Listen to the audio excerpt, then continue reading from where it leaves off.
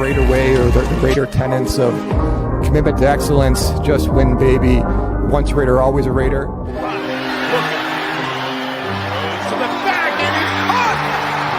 There for the touchdown!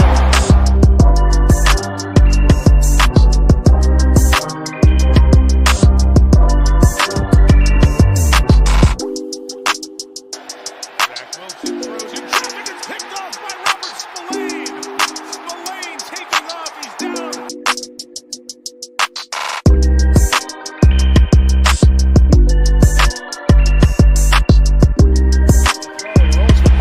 He's in a little bit of trouble, but Adams gets him out of it.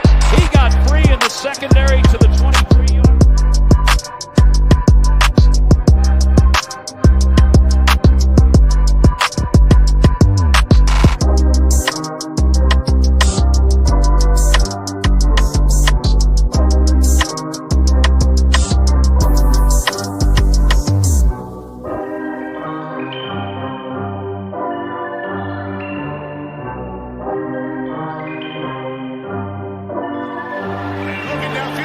Adams, he's got it!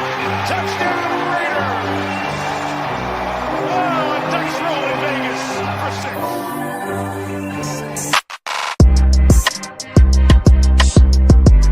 The Raiders at the 40-yard line, and O'Connell wants to take a deep shot. And he's got Trey Tucker out there, Tucker diving, and he makes the catch inside the 10.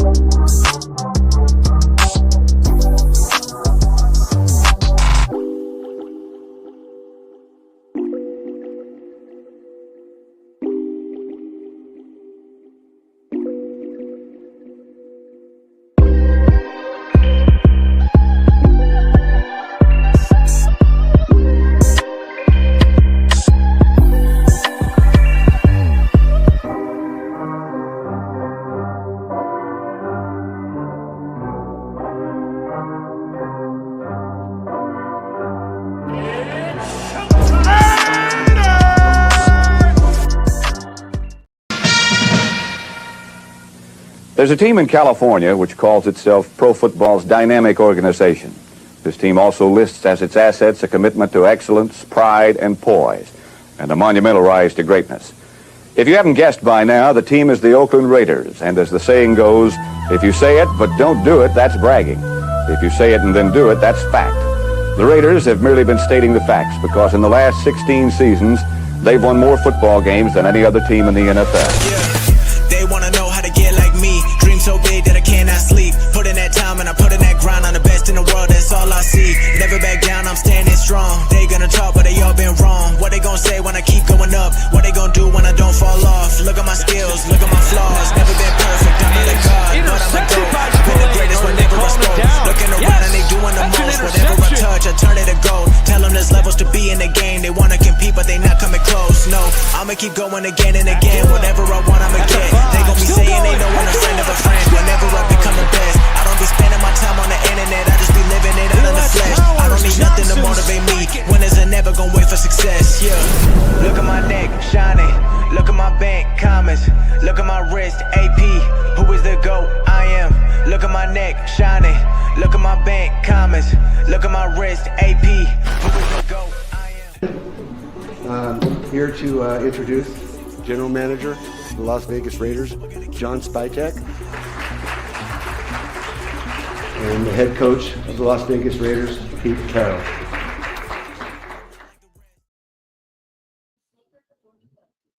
All right, salute Raider Nation. Appreciate y'all showing up, man. Salute to the mods in the chat. Salute to everybody in the chat, man. Really do appreciate you guys showing up. Salute to AJ for making that pretty quick intro, just so get tired of watching the same old deal with AP, so we gotta move to something else. But Appreciate it. Aaron's gonna be up on here tonight for a little bit talking about some Raiders shit. So you want to salute Aaron? Give it a shout out. Salute to boy Al. Salute to everybody in the chat.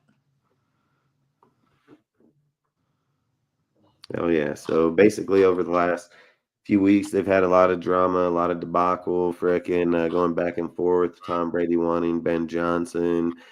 We ended up landing Pete Carroll in the end with John Spytek, which I think is probably a phenomenal deal. I told everybody that if they were going to turn around the organization the quickest, they would have been the fastest to turn the organization around.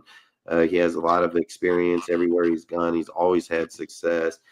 Pete Carroll is a great coach, dude. There's no doubt about it. I've said it over and over for the last few weeks. If Donald Trump at 78 can run the world, Pete Carroll can run the Raiders, at 74 years old. So I don't think that's really an issue here. His experience is something that youth isn't going to have. He's seen certain experiences. He's been in certain positions and certain circumstances to where when he's out here looking at our team and developing it and going over it, he's going to be able to identify the problem a lot faster than somebody that's not experienced in there. He's going to be able to get players to play at a very high level because he's already done it for year after year after year after year. I think he's been coaching somewhere around the 90s like he's a very successful coach. So for us to be able to get him with Spytek and Tom Brady, I think was a massive add. I don't think that this hire, this coaching staff or GM is any way, shape, or form an L in any way. I think it's an A all the way across the board. Salute, took your souls. I think it's an A plus all the way across the board because even tonight that they went over, just like I said a few days ago, that the Raiders were thinking about bringing Patrick Graham back. They ended up signing him today, so he's most definitely back. It's something that I've been telling people for a while, even when people were talking about it, is I get it that people don't like Graham's defense. I'm one of them. I said, why do you think he didn't get a head coaching job over the last 3 years if the defense was so good? He's went out for a head coaching job all 3 years. He has yet to get one because his defense isn't that good. I mean, this year, clear as day, they run right up our gut, dude, fucking 10 yards almost every damn play. And if it ain't 10, it's 6, like they're busting our ass right up the gut, dude. And when you're a defensive coordinator, that's your job to stop the run, the inside, outside passing, downfield slants, shorts, drags, any of them. Like, that's your job. You're the defensive coordinator. The other guys are positional group players, or coaches. So they're only coaching positional. You're coaching the whole fight. So to me, I've said it. I didn't want the hire. I didn't want Patrick Graham, but I understand the hire because I think at the end of the day, Pete Carroll and them are sitting down and they're saying, hey, look, if we were to move to a different coach, we're going to have to teach them a whole new system. We're going to have to teach them all this deal. They got to talk as coaches too and people because it's a reality that once you ask the DC, and not only that, they interviewed frickin' Carl Scott. They interviewed frickin' Rob Leonard. They interviewed people for that position. So at the end of the day, Patrick Graham comes back, he interviews, he gets the job. He's obviously the clear-cut better candidate for the defensive coordinator position. This is the difference, though. I'll bet anything that when Patrick Graham's done with Pete Carroll, he'll get a head coaching job somewhere. And not only is it not going to just be Patrick Graham's defense, it's going to be Pete Carroll's defense with Graham's twist on it. Like, that's what they're going to do because at the end of the day, Pete Carroll has to put his name, his record on the line for his job, not only to be shit canned at the end of this upcoming year like the rest of the coaches, but in this case, like I said, Pete's going to run his cover 3 defense and he's going to have Patrick Graham run it for him. So I think at the end of the day, I think it's a good deal because Pete Carroll is a defensive coordinator. He knows his shit very well, and he's a very successful coach. So, and for all the people that think that he got fired, he didn't get fired, bro. They tried to put him in a what was it called, advisory role in the office, and he was like, bullshit, I ain't doing that. So again, they just got a younger coach, which is fine. There's nothing wrong with it. But to say that I think Pete was still He did serve 1 year, though. He did serve 1 year in Seattle as an advisor. But then he got the heck out of there. Yeah, I just think I just think at the end of the day, it's just like them going to go into the offensive side of the ball with the offensive coordinator. There's a difference. The offense has not had no structure here whatsoever. So that's going to be a very crucial hire. There's just no doubt about it. But Uh, Say again.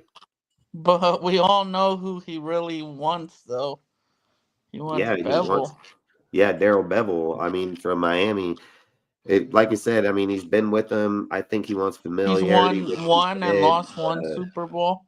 Yeah, and I think he said something during the presser where, like he said, I want people around me that I know and other people I don't know. He doesn't know Patrick Graham and he knows Daryl Bevel. Like, he can most definitely go that route. You know, there's also talk about bringing Bo Hardigree in here for an interview. They're going to talk to David Shaw for an interview.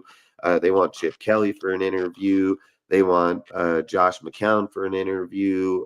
They want Even what's his name? Or who was the quarterback for? He played for Pittsburgh too. Lewis, or what was his last name? Thad Lewis.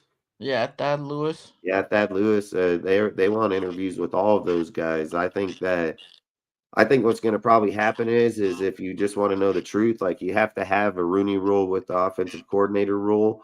So I think they're going to interview a few people. Obviously, they already interviewed Daryl Bevels. I think that's his top candidate. I've stated that on my page numerous times. And Uh, then David Shaw's gonna be part of the Rooney Rule. Yep, I think so. And don't get me wrong. I mean, depending on what David Shaw brings here, I mean, he's the Denver Broncos senior advisor over there right now. So if you're looking at trying to bring in somebody that's looked at your opponent's deal, knows that opponent's scheme, David Shaw could also be a low key hire because of the fact that again he took over Jim Harbaugh's Stanford team when Jim Harbaugh left and went to the Niners. He took over that team. David Shaw was on the Raiders as an OC.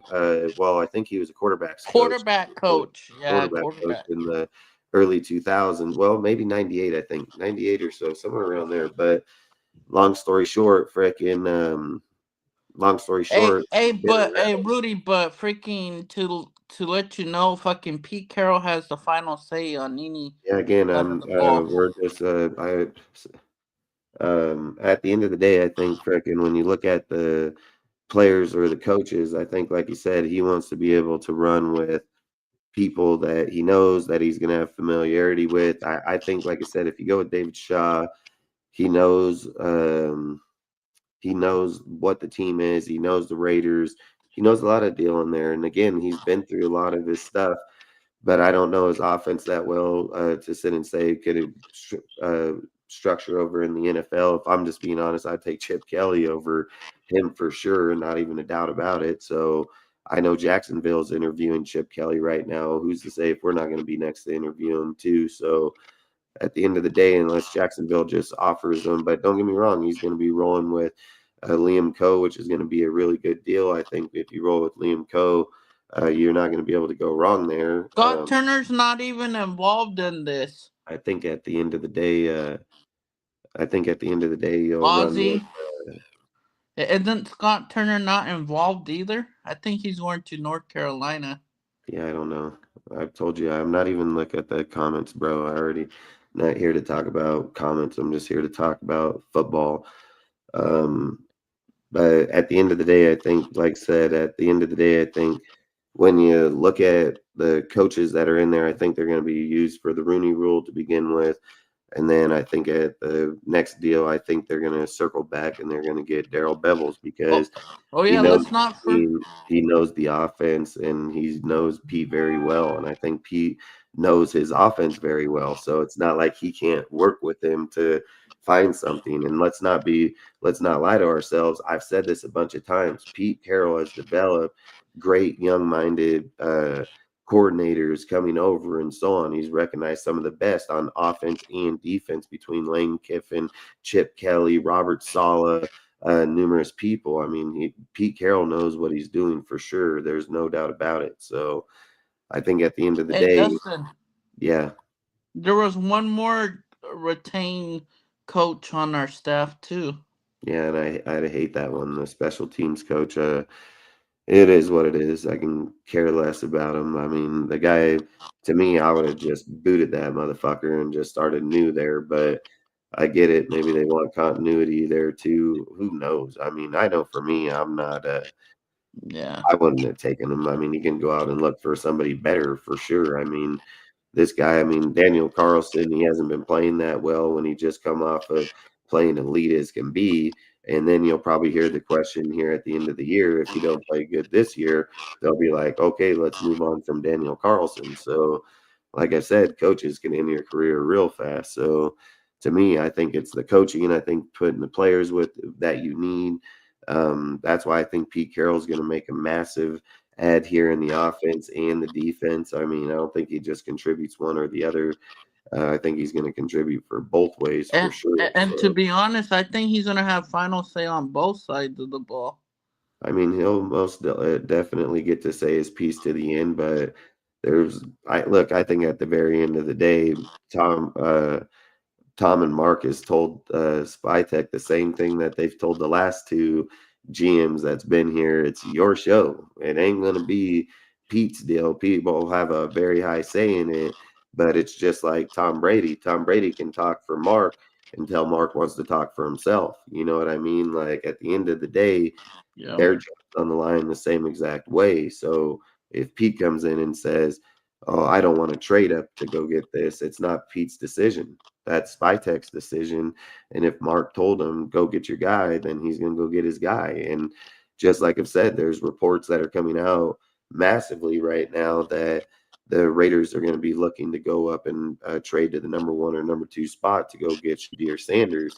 For me, I don't know if I would do that. Like for me, I don't think I would go risk giving up 2 firsts, 2 seconds to move from 6th to 1st or 2nd to try to take Shadir Sanders. I mean, the thing I've heard in both scenarios is the Titans will end up with either Hunter, and if they end up with Hunter, then the frickin' Browns will draft Ward, and then the Giants are gonna draft Shadir. So we're not gonna get in there no way, no how. The only way that we probably have a chance in there, and we probably won't have a chance because the way I see it'll go is that let's say that let's say that the Browns say, is that your mic echoing like that?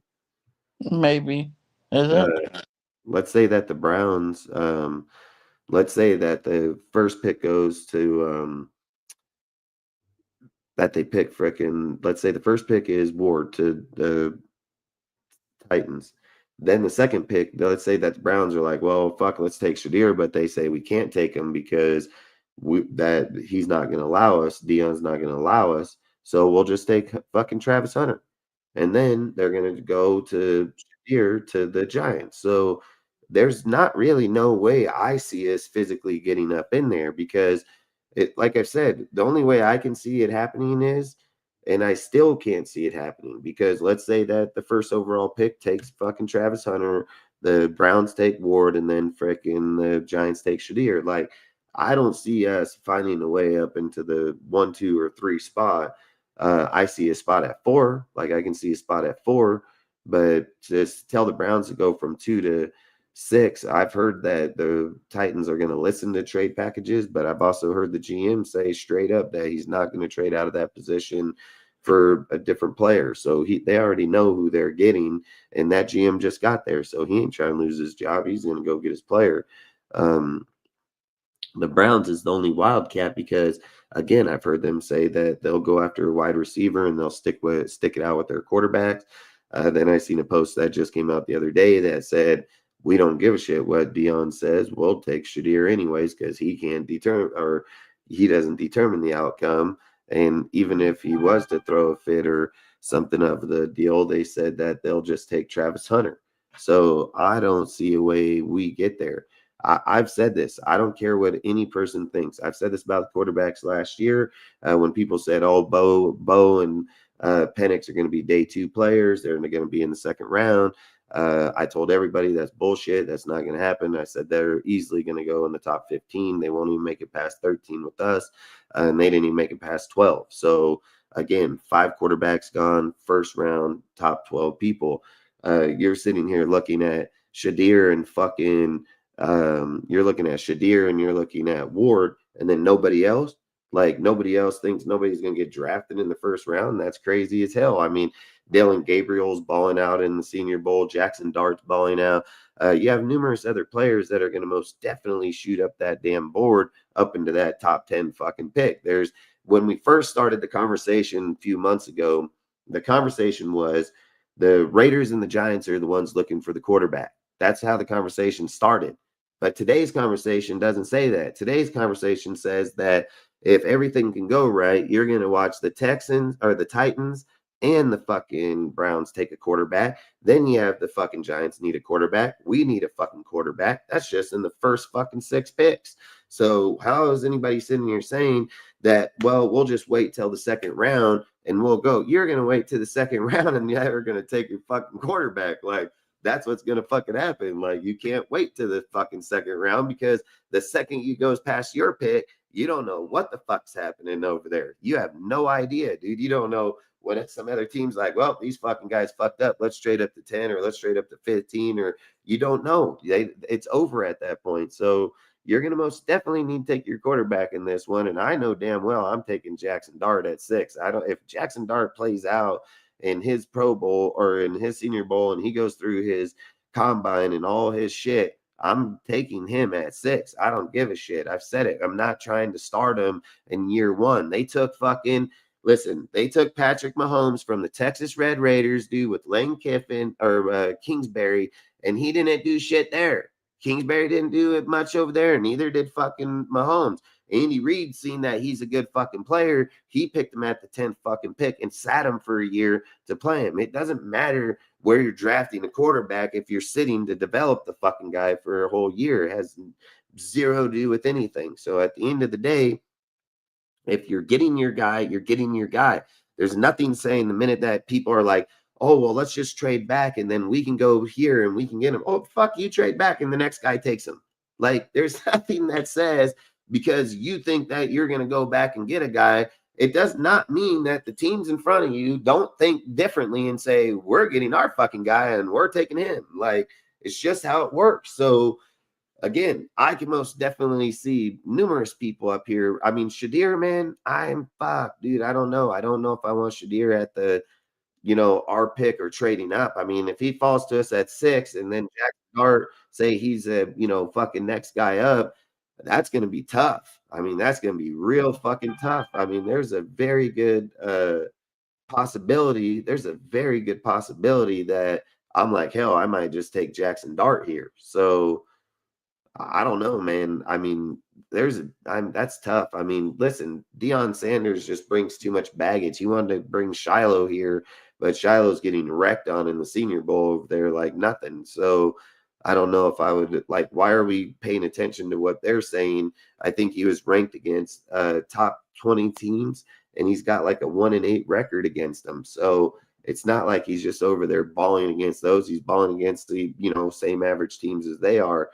So I don't know, man. I mean, Jackson Dart has the height, the build, the arm, the speed. He can run. He can make plays. He can do it all. I mean, Dylan Gabriel just recorded the fastest throw in the Senior Bowl history, dude, for a fucking 74.9-mile-an-hour ball. And the last 2 guys to be at a 62 was fucking Joe Milton III and fucking Josh Allen. So at the end of the day, I mean, again, Dylan Gabriel can be a great player, and people will say, well, hell, he's only 6 foot tall, and I don't think it'd be a good idea. Well, Pete Carroll drafted fucking Russell Wilson in the 3rd round, and they went on and won a Super Bowl, and he's goddamn 6 foot tall. So at the end of the day, I think freaking when you listen to Spytek said on the stage, he said, usually when you're looking at quarterbacks, you want guys that are 6'2", 6'4", bigger builds, but having Pete Carroll here, it allows you to look at 6-foot quarterbacks, dude. Like, why would you say that shit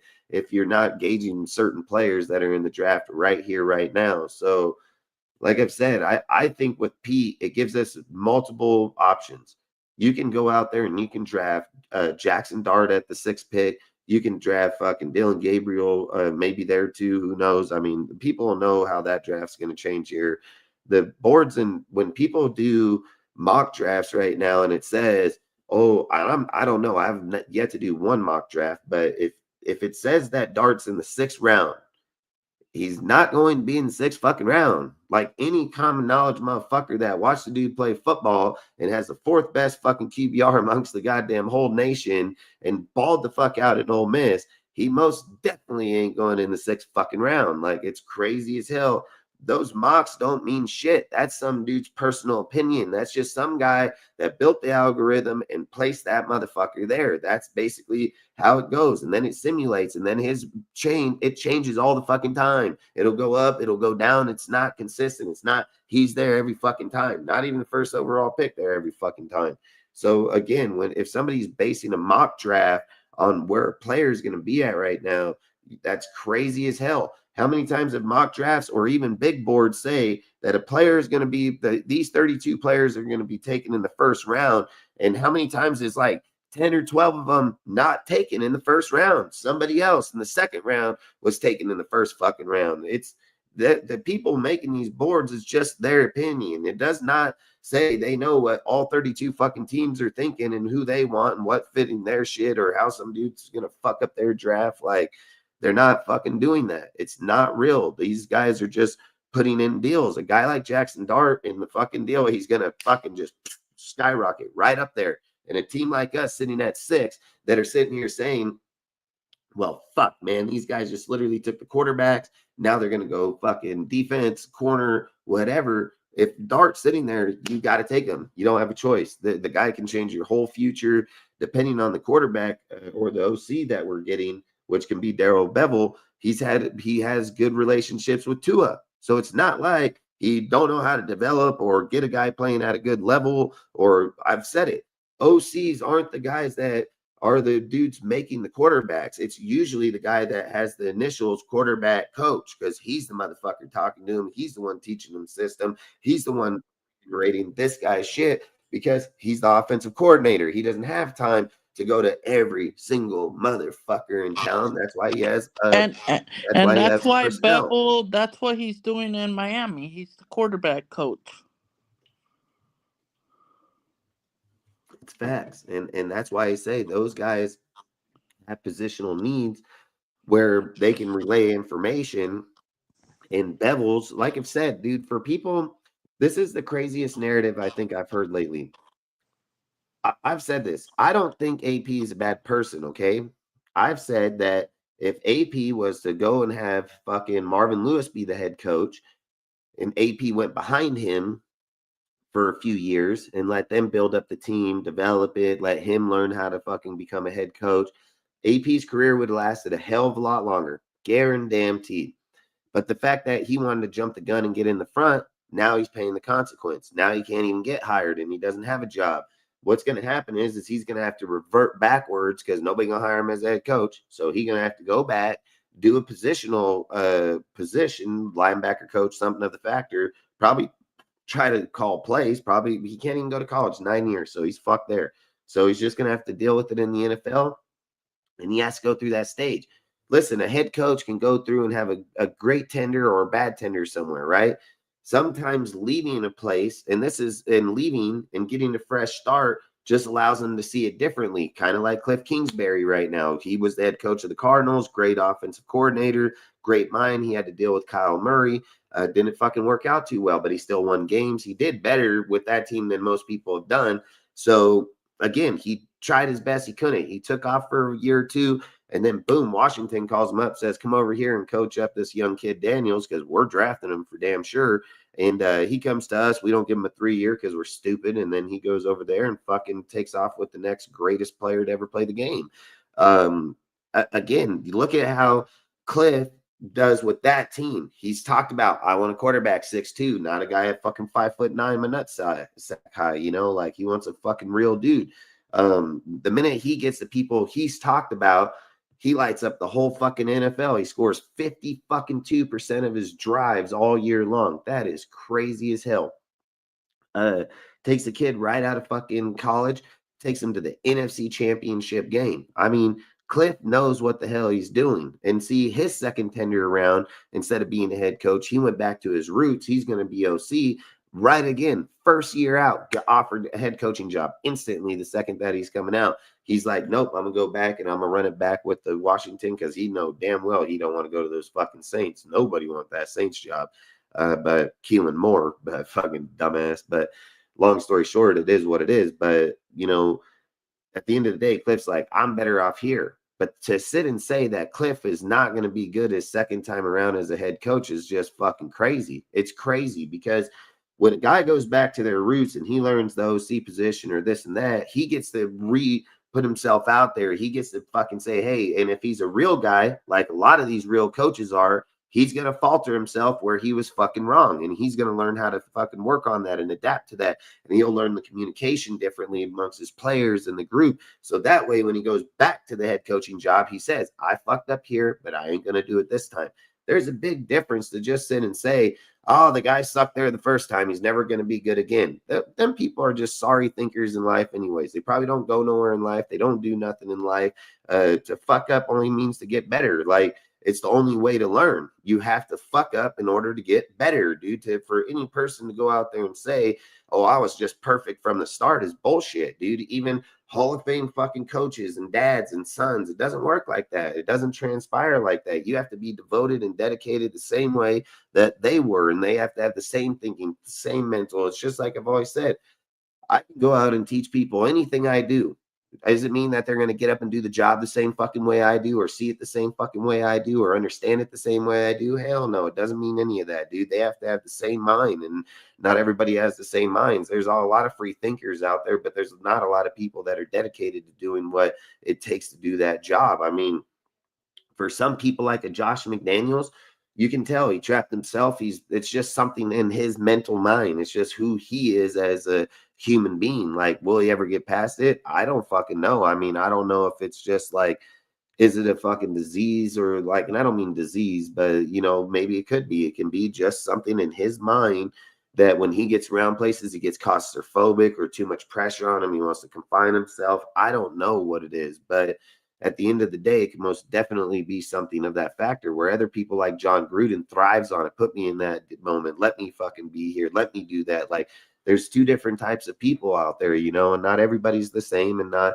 everybody's going to think the same. And it doesn't matter. John Gruden come here, first time does a great job, second time does a great job. It takes them a few years, but it's something like Pete Carroll said the same thing. We're not going to just win today.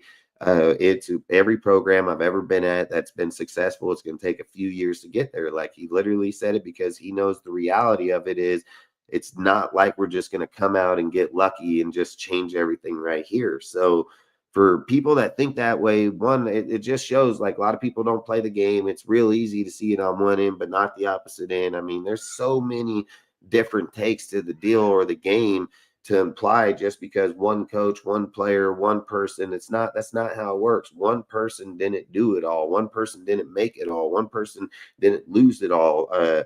Sometimes when you're playing a game and it comes down to the last and you miss the pass, that's just what it is. I mean, that's the game. That's the game you play. It's a team game. That's why it's called football. It's a team sport. Like, at the end of the day, we can put blame to certain deals. It's like the Bo Hardigree deal. A lot of people don't like Bo, and they'll say, oh, Bo shouldn't be there and he shouldn't be the coach. But why not? Bo Hardigree has an actual real good pedigree. He has a real good pedigree, and he's only sat behind people and learned from some of the best people out there, and he's done a great job everywhere he's gone.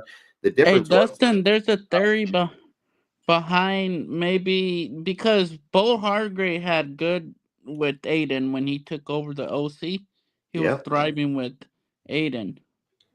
It's facts, and that's why they've had reports stating that if Bo Hardigree ends up being the offensive coordinator here, they're most likely going to roll with Aiden O'Connell as the starting quarterback for next year. I've said when a person gets suppressed under certain people, you can only do what they're telling you to do. But the minute that Bo Hardigree took over that team, he took over a rookie quarterback that's never been on the field yet. Turned him. Yeah, he put him on the field. He went out there and fucking set a franchise record against the fucking Chargers. And Dude. they beat the Chiefs in Kansas City on Even with Christmas. not even scoring out of the second or throwing a fucking completed pass out of the second quarter. I mean, Like I've said, like Bo didn't do a bad job. Bo has the credential. He took us 5-4 in 9 games, dude. Like he did it with fucking nothing. So to sit and say, like, if Bo was to come back here, we were able to give him a line, give him a system. We had a run game then. That look, he made fucking what's his name? He made Zamir White look good. I mean, he's not probably a bad coach, dude. Like I've said, Bo Hardegree is probably not a And bad plus that wasn't coordinator. even his playbook. He may have a different playbook. You might Well, and not that's the even run question that. I would ask him is that would be my question to him What is kind of offense would yeah, you what run? offense are you running? You running Josh McDaniels offense? Like what's your scheme? What scheme are you trying to go after? Like that'd be my biggest worry about him. But if he was to come with a legit scheme, I would have no issue with it. But I think like if we're trying to come out the gates running and we want to be fucking great, I think the best person to go is get Chip Kelly. I mean, if you go get Chip Kelly, and let's just say this, okay? Let's just play into everybody's scenario. That's like they think Jackson Dart will be a second or something of the factor, right? So let's say this is the possibility. Let's say that you have Aiden, you get frickin' Chip Kelly, you go and fix your line in free agency because you can just get a left guard in free agency. You'll probably seal it up right away. And then frickin' you got Aiden. You say you draft Dart in the 2nd round, and I would go give up my 6th overall pick for DJ Metcalf and bring him here to the Raiders and let DJ Metcalf and Jacoby Myers and Trey Tucker. Fuck, that's one of hey, the best fucking receiving cores. hey, I'm telling you right now that I guarantee you we can probably get him for the 6th pick. He don't want to be over there no more, dude. They ain't using him right.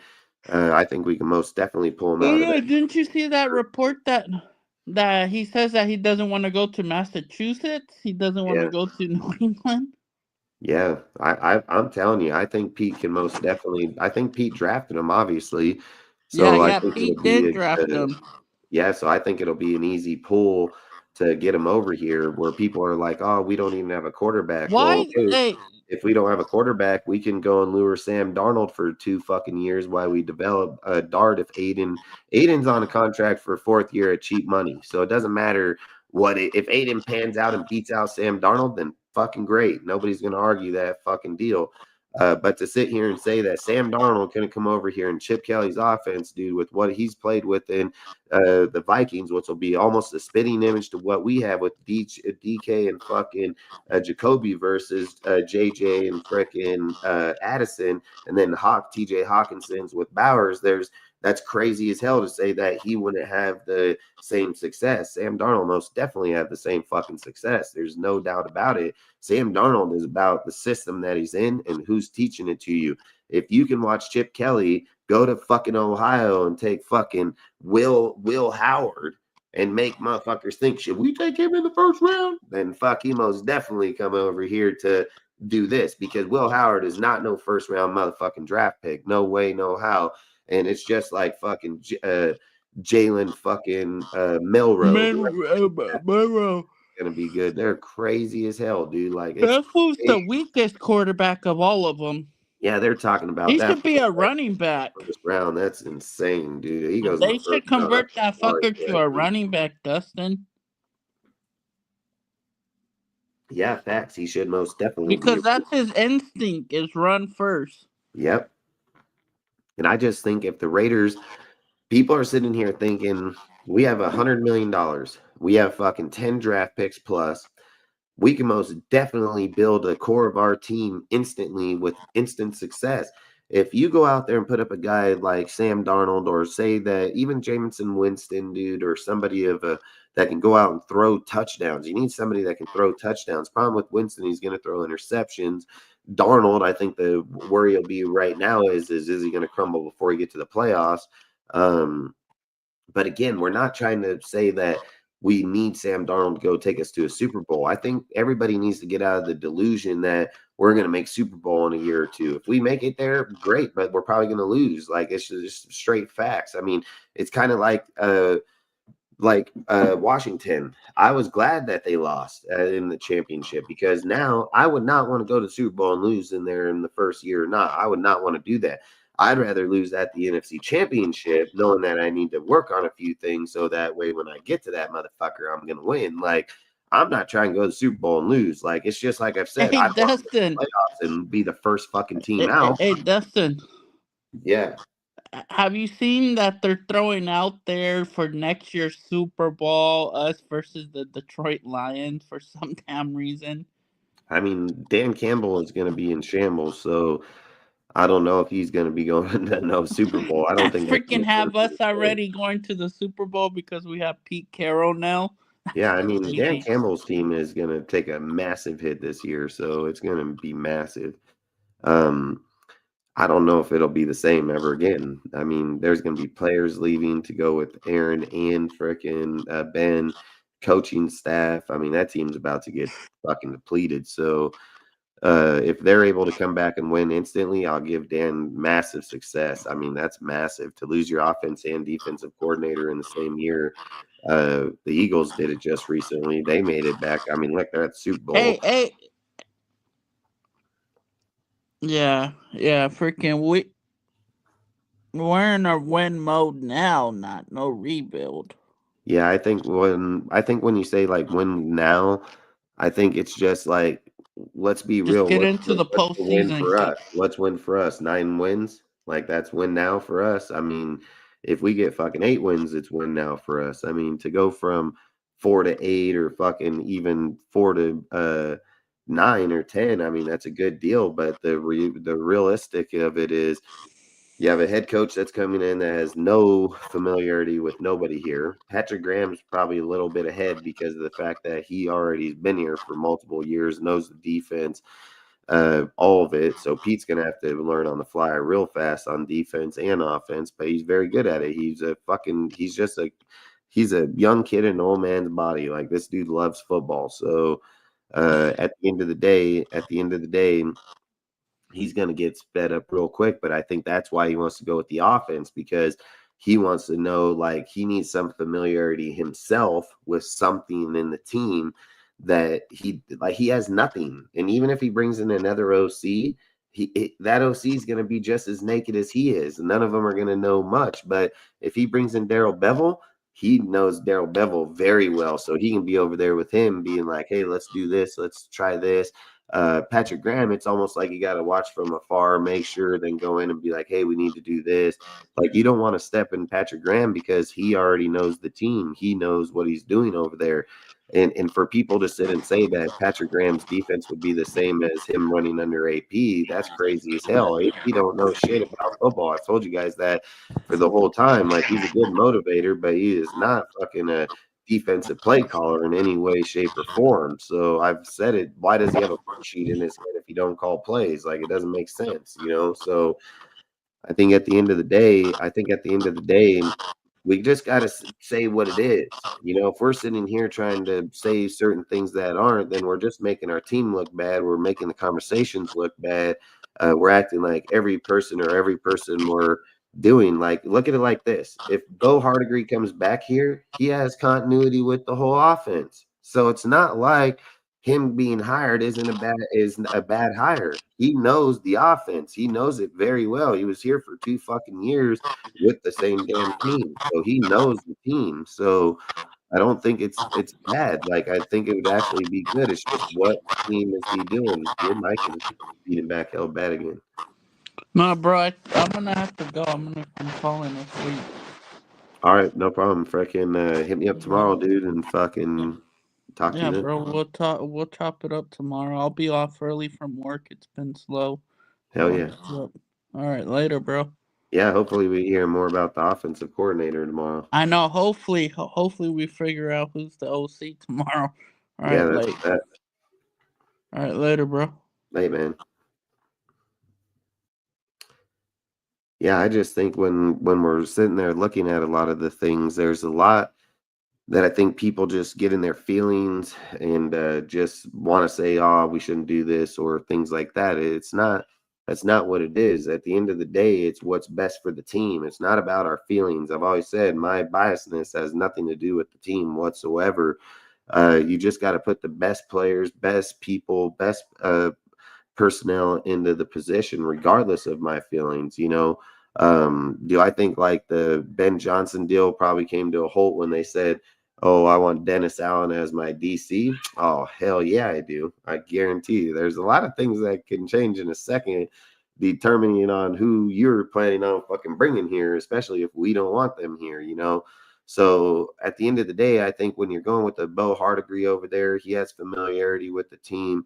When you go with frickin' or you go with Devin or Daryl Duvall, he has consistency with Pete, not with the team. It's just things of those. It's a connection of where these people are going. I don't think Pete wants to feel like he's all naked on an island, but you never know. Maybe Pete learned something over this last year where he's like, hey, if I put the best people in these positions, we can be a lot better all around. Things like that. We don't know. You don't know what he thinks. We don't know in his mind how he thinks. We don't know. So for people to sit and say, well, we think this, look, at the end of the day, he wants somebody that knew the defense. He went back with Patrick Graham. They interviewed numerous people. It didn't work out. He felt that he can turn this around right away. He's coached people like Gus Bradley's trash fucking ass and took to a Super Bowl and so on. Like, I'm pretty sure Pete can take care of himself. Pete's a very smart and educated person. He knows what he's doing. So I think at the end of the day, I'm going to trust the process with what he does. And I think if they make a few good moves right here, this team can just uproute like a fucking in a second, And again, even as much as I hate the idea of Russell Wilson coming back here, if we go get Russell Wilson, he comes here, we sign him on a contract, and then we still get DJ Metcalf and he comes over here, it's the connection. He knows that motherfucker. So he knows how to get it to him. The only thing that would scare me is Bowers. Like he's never had a real good tight end connection, period. So I don't know how the Bowers effect will happen here in that deal. But, at the end of the day, I think it's just, to me, there's so many feelings in that offense, like the Russ. And I brought up Russ fucking when we could have got him on the vet minimum. I said that we should. I was the first one that said it, dude, before any person out there. And fucking even Mitchell Rand tried to use my shit. But again, at the end of the day, if we would have got Russ on the vet minimum then it wouldn't have an issue. But the problem I have now is where I said, hell, let's get him on the vet minimum. And then Raider Nation's like, oh, fuck him. He don't have the heart. He doesn't this and that. But the minute we get Pete Carroll, they're like, get fucking Russell. The Raider Nation's so fucking twisted in their own head. It's disgusting. It's pathetic, dude. Like, they can't even make up their own fucking mind, dude. Like, it's crazy. If you said you didn't want him then, you shouldn't want him now. Like, nothing changed from then till now besides him getting older and him sucking, winning one out of the last 7 games of the season. Like, again, I don't think that's a good idea to go that route with him. I mean, Russ may have been good and he may have played all right over there, but he fucking got beat up at the end of the year. So I'm not trying to bring him over here and fucking hang our fucking shit on him. Like, no way. I'd rather look, if we're paying him $30 million, I'd rather just go give Sam Darnold $30 million. Sam Darnold is playing at a good level. He's playing consistent. He just choked out at the last 2 games of the year, with the one being the last game and the first game in the playoff. Like, that's just fucking, I mean, again, I don't even think Sam Darnold's ever played in big game moments or anything in any part of his career. So for, him to get to that point that he's been with the Jets, he couldn't fucking do nothing. I think he went to the Panthers. Then he finally got a chance where he can actually do something. You just don't know. Those things get to people, you know what I mean? So I think at the end of the day, I would prefer to go after him or Geno fucking Smith before I went after Russell Wilson, if you're just asking me. But I just think I don't want to go after Geno because was it Geno not wanting to go to DK? I mean, why, if I'm Geno, I'm fucking force feeding DK. I mean, DK is a fucking beast, bro. He's just a mean motherfucker, dude. He bullies linebackers and corners and safeties. Like, he just bullies them. He'll just hold them like this by their fucking roots out here. You ain't going nowhere. So, either way, I think at the end of the day, Pete's going to make the right decisions. They've already made phenomenal decisions already. To sit here and say that you got Spytek, Tom Brady, fucking Pete Carroll, they retained Patrick Graham on a fucking Pete Carroll defense. Like, I think we're already miles ahead. And I think even if you're looking at the OC, if there is a possibility we can get Chip Kelly, I think he would be the best one right now for the OC, like out there. I don't even think it's close. But if you're going for like Darrell Bevel or frickin' Bo Hardegree or David Shaw, I mean, there's mixed feelings between all of them. So I don't know. Like, I don't know. The only thing I guess where Pete can say is that at least he's won a Super Bowl with Darrell Bevels. He hasn't won it with any of those other guys. So that's why I say Darrell Bevels can most definitely be the top candidate. And I said it a while ago why I thought the same reason I'm saying right now is he just has the chemistry, he has the continuity with them. He's won a Super Bowl with them. I mean, it just all the things line up. And then only first, and like, if you just start lining up the dots, we never interviewed anybody in person the whole time besides Pete fucking Carroll. The only guy we've interviewed in person is Darrell Bevels. Like, nobody else has been interviewed in person yet. So I would just, if that trend keeps going, I'm just going to go with the fact that it's going to be Bevels once the Rooney Rule is completed, you know. So, and again, who's the next candidate on the deal? It's fucking Thad Lewis.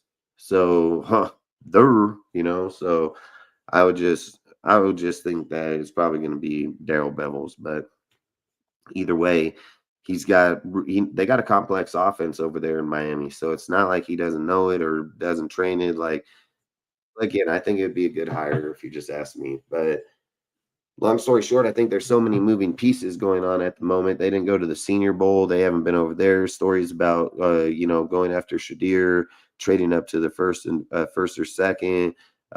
Jackson Dart wanting to play with his old teammate Jackson Powers Johnson. They asked him if he was interviewed by the Raiders. He said he'd just rather keep that comment to himself.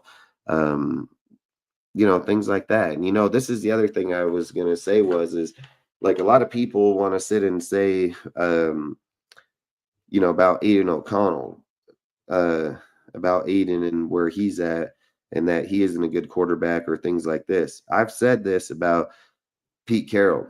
Pete Carroll has great success with young quarterbacks. Carson Palmer, Russell Wilson, frickin'. I mean, shit. He's even done good with fucking Drew Lock, even when they traded for him. He's done it with frickin' Geno, all kind. Like, he has good success with players that he has. Matt Leinart, just good people when he was coaching and coming about. So this is what I want people to understand. When people think that Aiden isn't a good quarterback or can't be a good quarterback, there's two quarterbacks, and I'm going to just tell you the last 16 games. The last 16 games of the two guys, one's Aiden O'Connell and one's another guy. And 16 games is 16 games. I don't give a fuck how anybody wants to say, oh, it's this. Hey, listen, Aiden O'Connell's 16 games should have been a hell of a lot tougher because of the fact that he didn't fucking start and that he did have to take time off and then come back, and he's done it under two OCs under the last 2 fucking years. Aiden's gone through hell doing what he's doing right now. And I'll tell you his numbers. Passing yards, he has 3,365. The other guy has 3,677. He only got 300 yards better than him. Touchdowns. Aiden has 16 touchdowns. The other guy has 19 touchdowns. Aiden has 8 interceptions. The other guy has 12 interceptions. Aiden has 61.9% completion. The other guy has a 62.7% completion. Aiden has an 85.3. The other guy has a 86 flat. So, and the other guy's name is CJ fucking Stroud. The difference between Aiden is Aiden didn't come in to be a starter in the NFL. Aiden came in as a fucking backup. He got brought in the middle of the fucking season from a fucking offensive coordinator that's never even called fucking plays ever. And he still put up great fucking numbers. Then he come in here again under Luke Getsy's trash fucking ass and Scott Turner, and he still goes and puts up great numbers.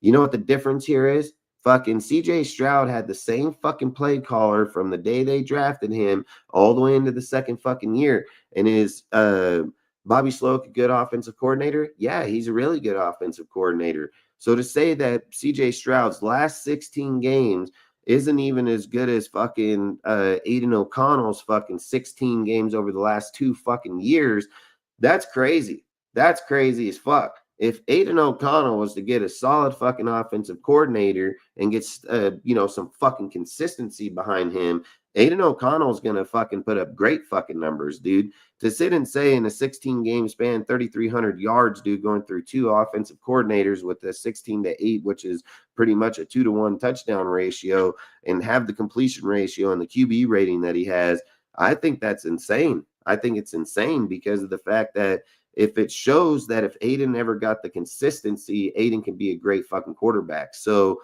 to sit and imply that we're going to go give up 2 firsts, 2 seconds, jump up to the first or second to take Shadir's trash ass, I think, like, I'm not doing that. Like, that's not what I'm trying to do. Like, I would rather stay pat where I'm at, knowing I don't get Dart, I don't get nobody, and I can roll with Aiden or go fucking out and get a guy like Sam Darnold. Like, I'm going to just do this route, dude. I don't think it makes any sense to go out there and try to jeopardize our whole entire future when there's really good talent still sitting there at the 6th pick, dude. Like, it'd make no sense, dude. If we don't go Will Johnson or fucking, Gentry or fucking T-Mac or freaking Carter. I mean, if you're not taking somebody there, you're just fucking up anyway. So to sit here and say like it's that crucial, I mean, to me, I've said it. Give Aiden the time. Give Aiden the coaching. Aiden can be a good fucking quarterback. I'll stand by it, dude. I mean, there's been quarterbacks that's been in shitty deals, start out 2 fucking off seasons, and then turn out and be great fun quarterbacks down the road. To get this guy's career up so fast where they're just like, oh, they should get rid of him or this, and that's dumb. That's dumb as hell, dude. I mean, Aiden does not put up bad numbers. It's the fact that it's okay for CJ's numbers to be identical to Aiden's under a consistent offensive play caller and a number 1 fucking quarterback, but it's not okay for Aiden to have consistent numbers with the number 1 quarterback, but he's fucking labeled as a backup for life. Like, that's crazy. That's fucking crazy. Why isn't CJ fucking Stroud labeled a backup for fucking life? The numbers are the numbers. The games are the games. It doesn't fucking, nothing changes that. Not someone's opinion, not how they feel about it. Nothing changes those moments in time with those stats and those scores and those games played. Nobody changes that. So to me, I've said it. I think Pete Carroll can work with Aiden instantly. I think that's probably his fucking goal. And I think, like he says, yes, he's going to search every revenue and inch for a quarterback. But if the option's just not there, it's not there, dude. I mean, again, I've said this so many times. Dion can't tell somebody where his kid's going to go unless he wants to make his kid a UDFA and wants to fucking let him pick that way and get paid nothing. Then when someone calls his name in the draft, that's where his ass is fucking going. So I don't know what Dion thinks he's going to tell them. I don't know what he's going to convince somebody in saying that, hey, I'm not going to send him here, but we'll allow him to go over here. Okay, are you telling me that if I pick him here, I can send him over there, but are they going to give us the player and draft capital we want because you said that's where he wants to go? Like, have you talked to that team yet and made sure that's what they're going to be willing to give us? Like, that's the thing. If they say they want 3 first rounds and we're like, fuck you, we ain't giving you 3 first, they're going to say, well, welcome to the Browns, Shadir, So again, I don't know, man. I just think there's a lot to it. If it was me, I would just go through free agency and see where we're at by there, because a lot can change by the time you go through free agency this year. I think they're going to most definitely drop Gardner. I don't even think they're keeping that motherfucker, but you never know. Maybe they're like, hey, we'll make Aiden him, and then whoever we draft or whoever we go get. I don't fucking know. I don't know that deal. I mean, Gardner's still on a contract, so unless they want to just cut him, he's still on the contract. So, and I don't know how much it'll hurt us to cut him or any of that at the moment because I don't know his whole technicalities of his contract. So, and I know we can probably pay him off because he's injured at the moment, and I know you can just pay injury settlements for players, but I don't know what his contract states. Like, he can't do that. I don't know.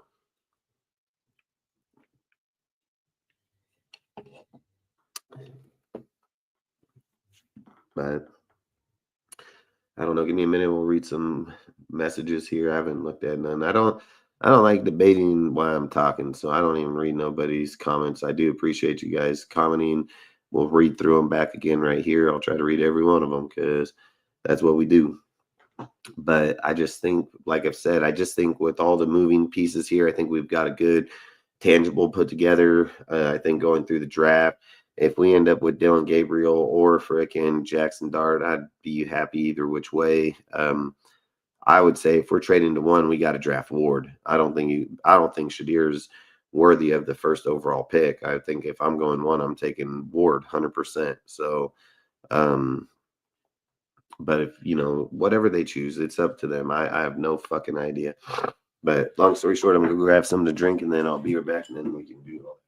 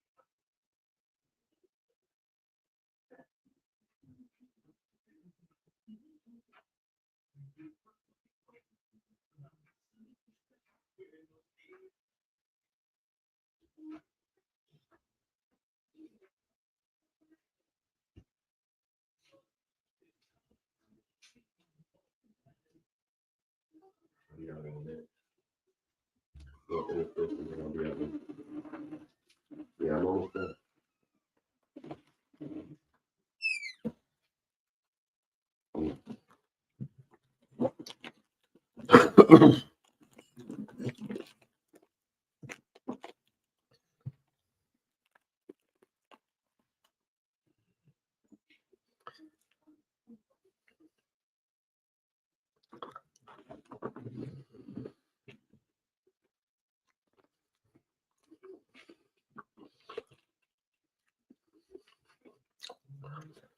Says, let's salute to everybody too. Anybody that's in here, I didn't say salute to yet, man. Really do appreciate you. I'll get to your name. I'll bring it up.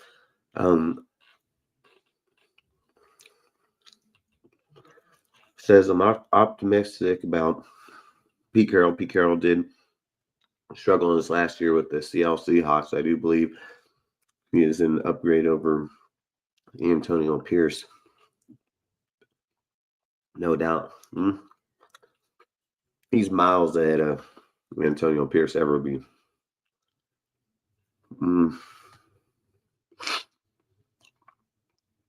Salute Dustin until your soul goes. It says, and we just re-signed Graham, which I'm not a fan, but at least it'll be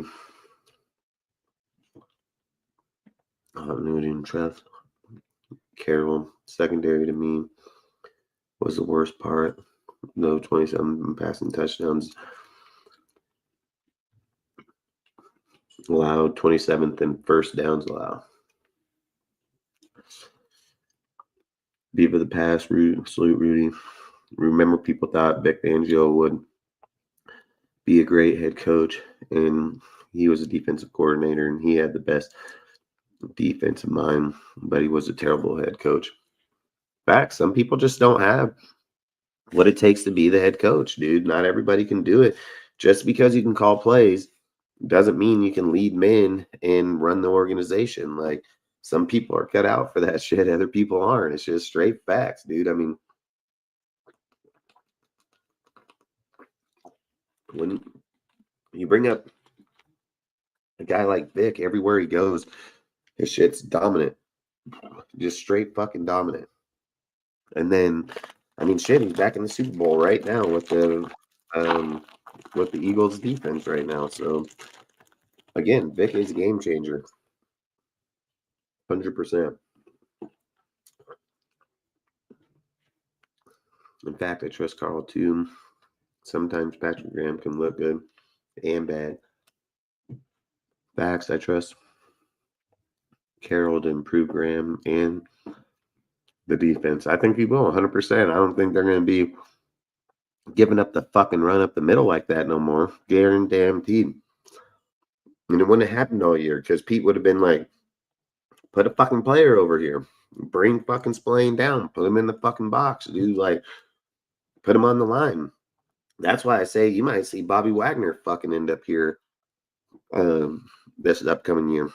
He was over with the Washington, played really good football, and I'm not going to doubt if he tries to bring him back here to run this defense as a true middle linebacker, you know. So, like I said, Pete got advantages big time, dude, over AP by a fucking mile. And not only that, he has it over Ben. He has it over fucking Liam Coe. He has it over Aaron fucking Glenn. He has it over Keelan Moore. The only guy that maybe has a little bit of where he's at is fucking what's his name that's over there with New England, Mike Vrabel. But outside of that, all them other coaches, they've never even coached. So to imply that they're going to be good or not is just a bullshit conversation because they have yet to play yet. And how many times do good name coaches go somewhere and just fall flat on their fucking face? So we'll see how this story turns out.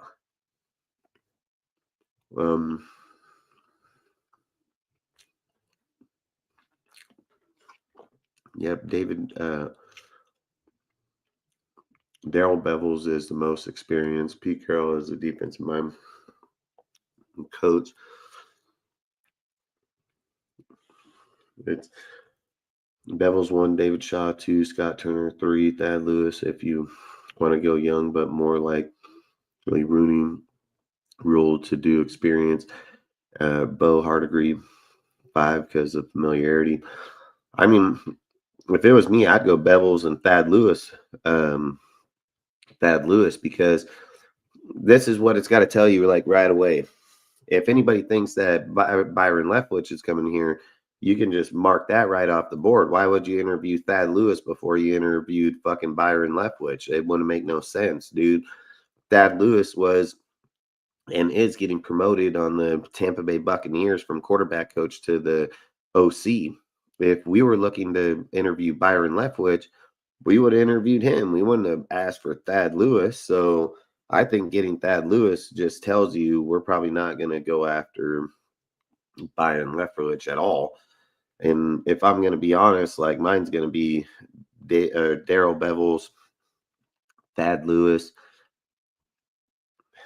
Yeah, I would probably go with Bo Hardigree, my 3, and I would say like David Shaw and Turner. I don't even know if I'd even put them on the list because I think you can still bring in people like freaking Chip Kelly and so on. So, but if we're going out of those 5, I would go Bevels, Lewis, Hardigree because Lewis has a very good mind and he's worked behind really good offensive coordinator. And not only that, I've said it, Bill Hardigree just knows the team. He probably has the best consistency with the whole team.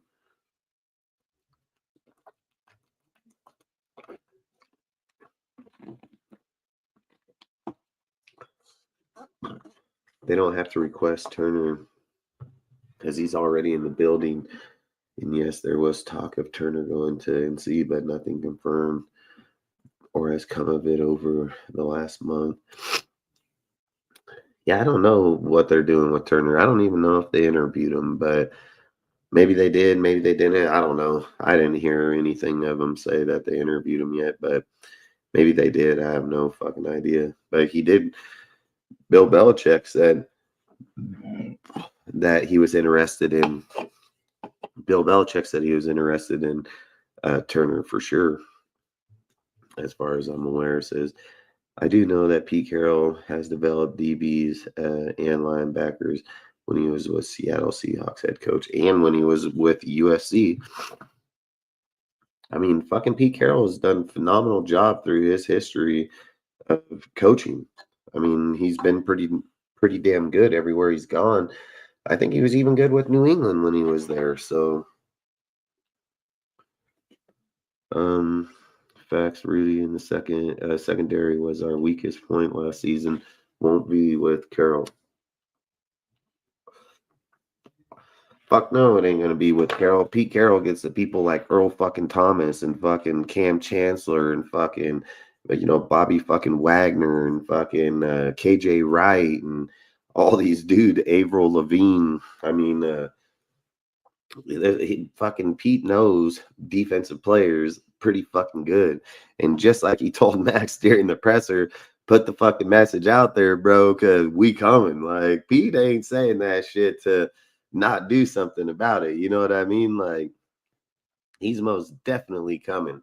Salute everybody. Hold on. It says, I don't know why I just was strolling past that.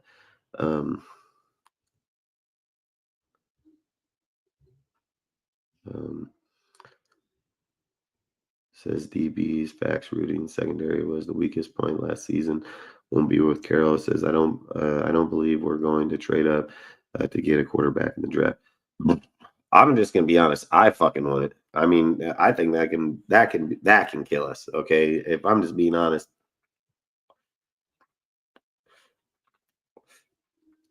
Like I spoke about, who's gonna give us the spot?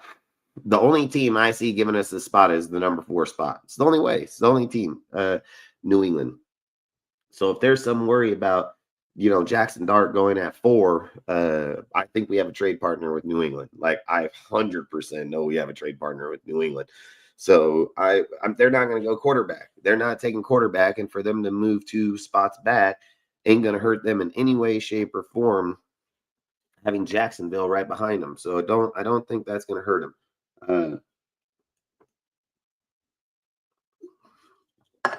So for us, I think New England is 100% trade partner with us.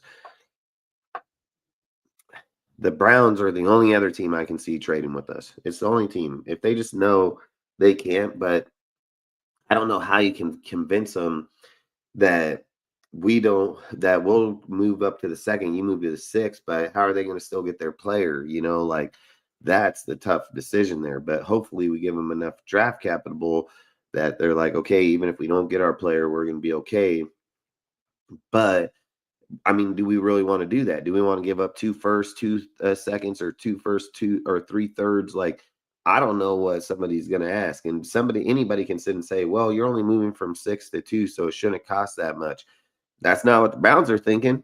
The Browns ain't giving a fuck about your position. They don't care that you're in 6th spot. What they care is we're in 2nd. Like, that's how they're thinking about it. They don't give a shit. Like, you can say, I'm only moving up 4 spots. They're like, well, we're moving back 4. So that's a big deal for them. So I think at the end of the day, if we're able to work a deal with the Browns and not get shafted or fleeced on it, then I'd be all up for it to move up there and get a quarterback. Do I believe it's Shadir? I'm not gonna lie. I've had this conversation, dude. I think Shadir would be a good option. He's played behind a shitty line in Colorado. If he was to come here and play behind this line, I mean, I'm not gonna say that he can't have success. He's already had success over there. So why would I think he couldn't do it here? I just think it's a big risk because I think a lot of people are writing off his dad's name. I think they're there's a lot when you put Deion Sanders there, you know what I mean? So when you put Deion's name and then his son, everybody just thinks, oh, he's going to be Deion. There's nothing saying he's going to be Deion in the NFL. He got roasted on by BYU. He's 1-8 against top 20 schools. There's nothing saying that he's going to come out here and be fucking this next great thing.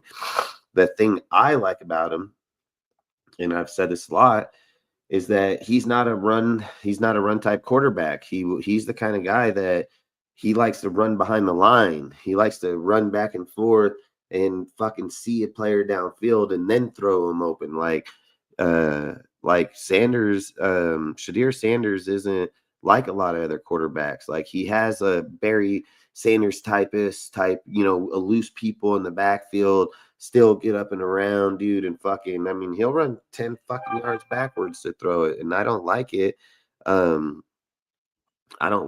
But he makes it work. Now, do I think it'll work in the NFL? I don't fucking know, because I think in the NFL, it's a little hard because you're going against grown ass men that are running a fucking 4.5 40, dude, at linebackers and DNs and defensive tackles are 4.5 40. Like, you don't want to be messing around too much back there. So I think if you get him, this is what I think the plus is. He knows how to be elusive. He knows how to get away from tackles. And he's going to see the blitz coming. And he still had a 70% fucking completion ratio, dude. I mean, the guy threw for 151 touchdowns in his school. Dude, he's thrown the most touchdowns in school history. I mean, and I think that's college history, to be honest. I think that's of any player to play in college. So it's not like he just sucks. You know what I mean? It's not like he just sucks. So if Tom Brady has practiced with him and trained with him, and Tom is going to put Shadir as the face of his organization, I'm going to roll with Tom. I mean, I'm going to roll with Tom, because Tom ain't going to bring him here to make him look bad. Like, Tom pays him IRL money. Tom sponsors him. Tom has him on his shit. So I'm probably rolling with Tom, if I'm just going to be honest, man. If he thinks he can do it, then let's go fucking do it, man. Had Aaron mute himself when he's not talking. A lot of cell phones don't do well with StreamYard at times. It was buzzing pretty good. Salute everybody. Salute Seth. Patrick Graham's defense sucks. Facts Raider Drox. Facts, the combine and pro day will cause draft stocks up and down on players. Facts, massively. Facts, yeah. Titans, Brown, Giants, Jags, all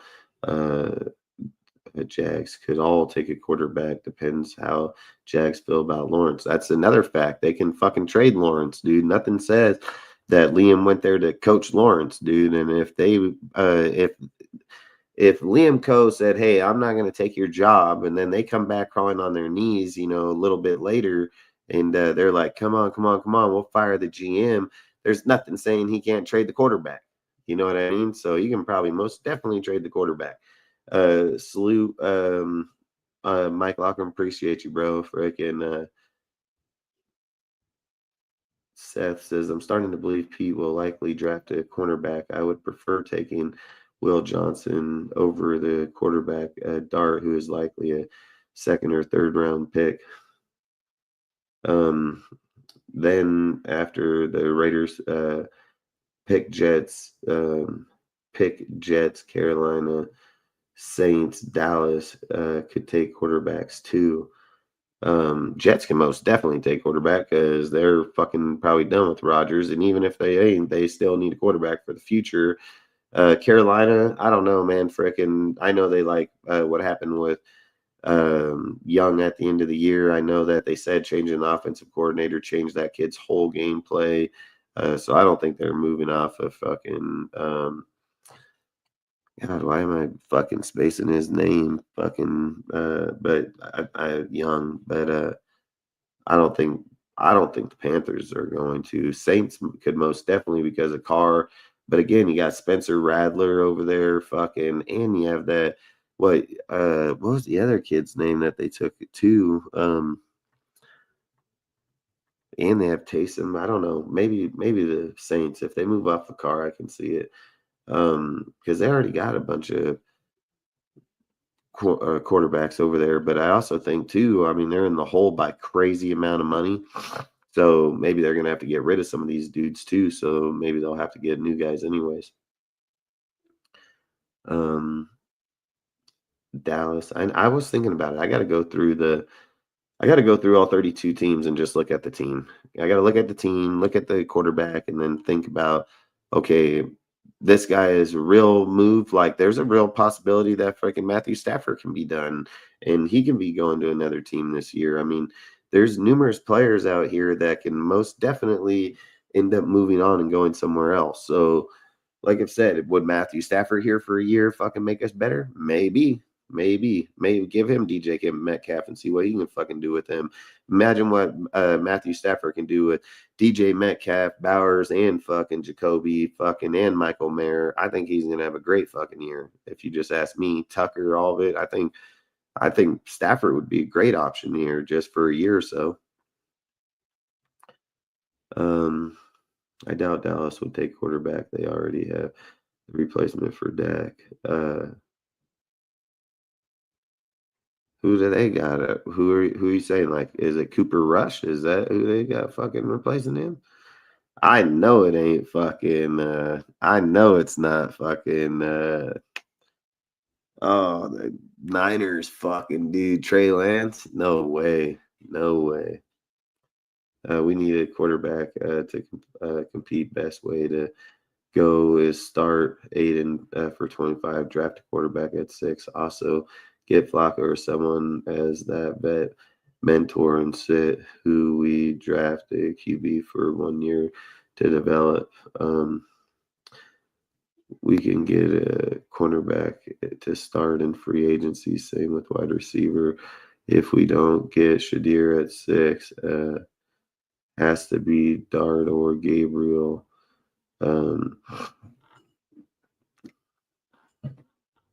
Slew Cortez, then round 2 get a cornerback, or if Jake Maris up in Texas Falls, how JPJ did, I would take him round 2 and go running back round 3. I mean, you're going to still get a good running back in round 3 for damn sure. I mean, there's 20 plus good running backs in this draft, but I bet you halfback's going to be one of the most grabbed players in this draft. Watch, dude. Like, I bet you between 1 and 3, you're going to get numerous teams taking halfbacks. Numerous. There's just too many damn good halfbacks in this draft for people. They're not going to let them go down the board because, again, people are going to take them. So I disagree, Ozzy. If you have Aiden O'Connell be the starter, then you don't draft a quarterback. It defeats. That's not true. It's not true. I mean, to say that if we start Aiden that we don't want to draft a quarterback, did I read that right? Did I read that right? It says I disagree. If you have Aiden O'Connell be the starter, then you don't draft a quarterback. It defeats. No, that's not true because Aiden will go out there and guarantee you that you can probably go win 8 games this year or more. They're not saying that's Aiden's the future. You know what I mean? Like, nobody's implying that Aiden would be the future. He's just, instead of paying Sam Darnold $30 fucking million, you pay Aiden $1 million. Like, the Raiders should sign a veteran quarterback to back up Aiden. If you're going to drop the quarterback, then you trade Aiden O'Connell. Say again. Yeah, I'm almost done here. I'm just reading these and then I'm gonna get off.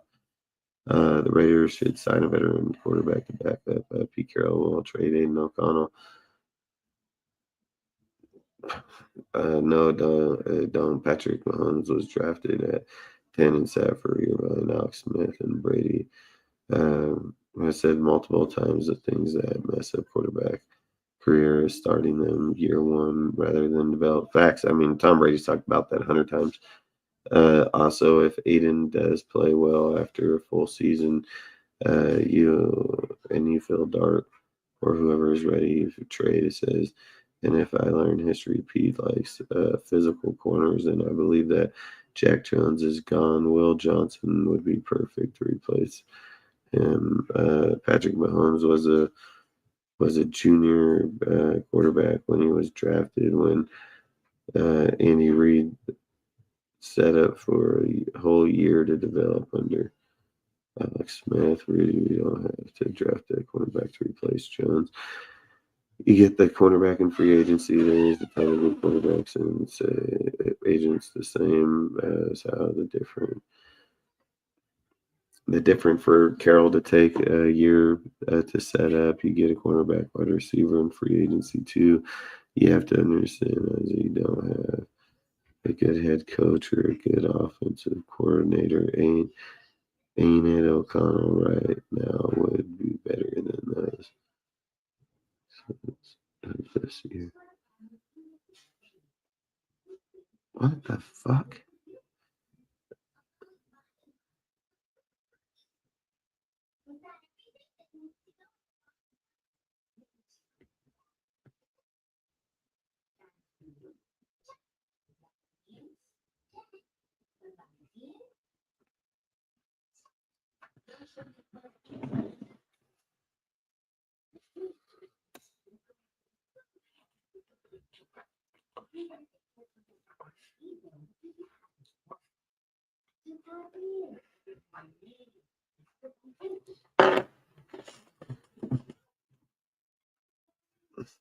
I'm not even gonna fucking.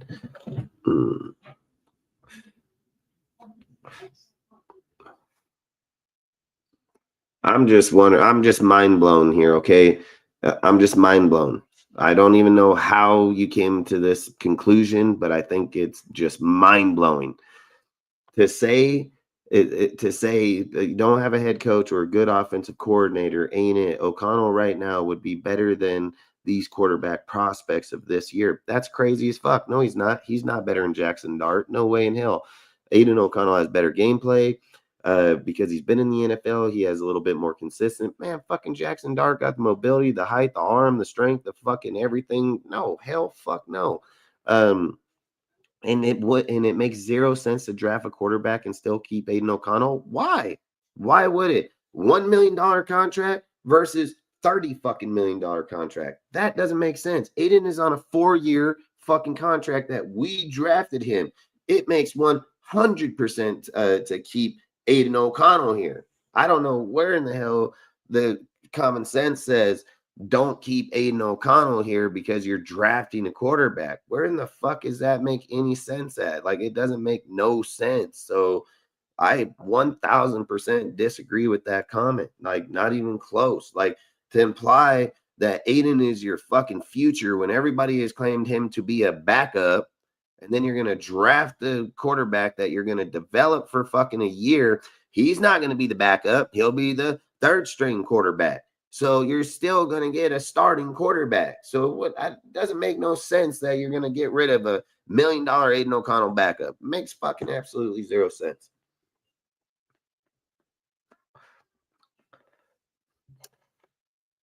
As for the year free agent classes, strong cornerback, wide receiver develop, free agency and draft, pick plan based on each of the free agency is best. I'm going to have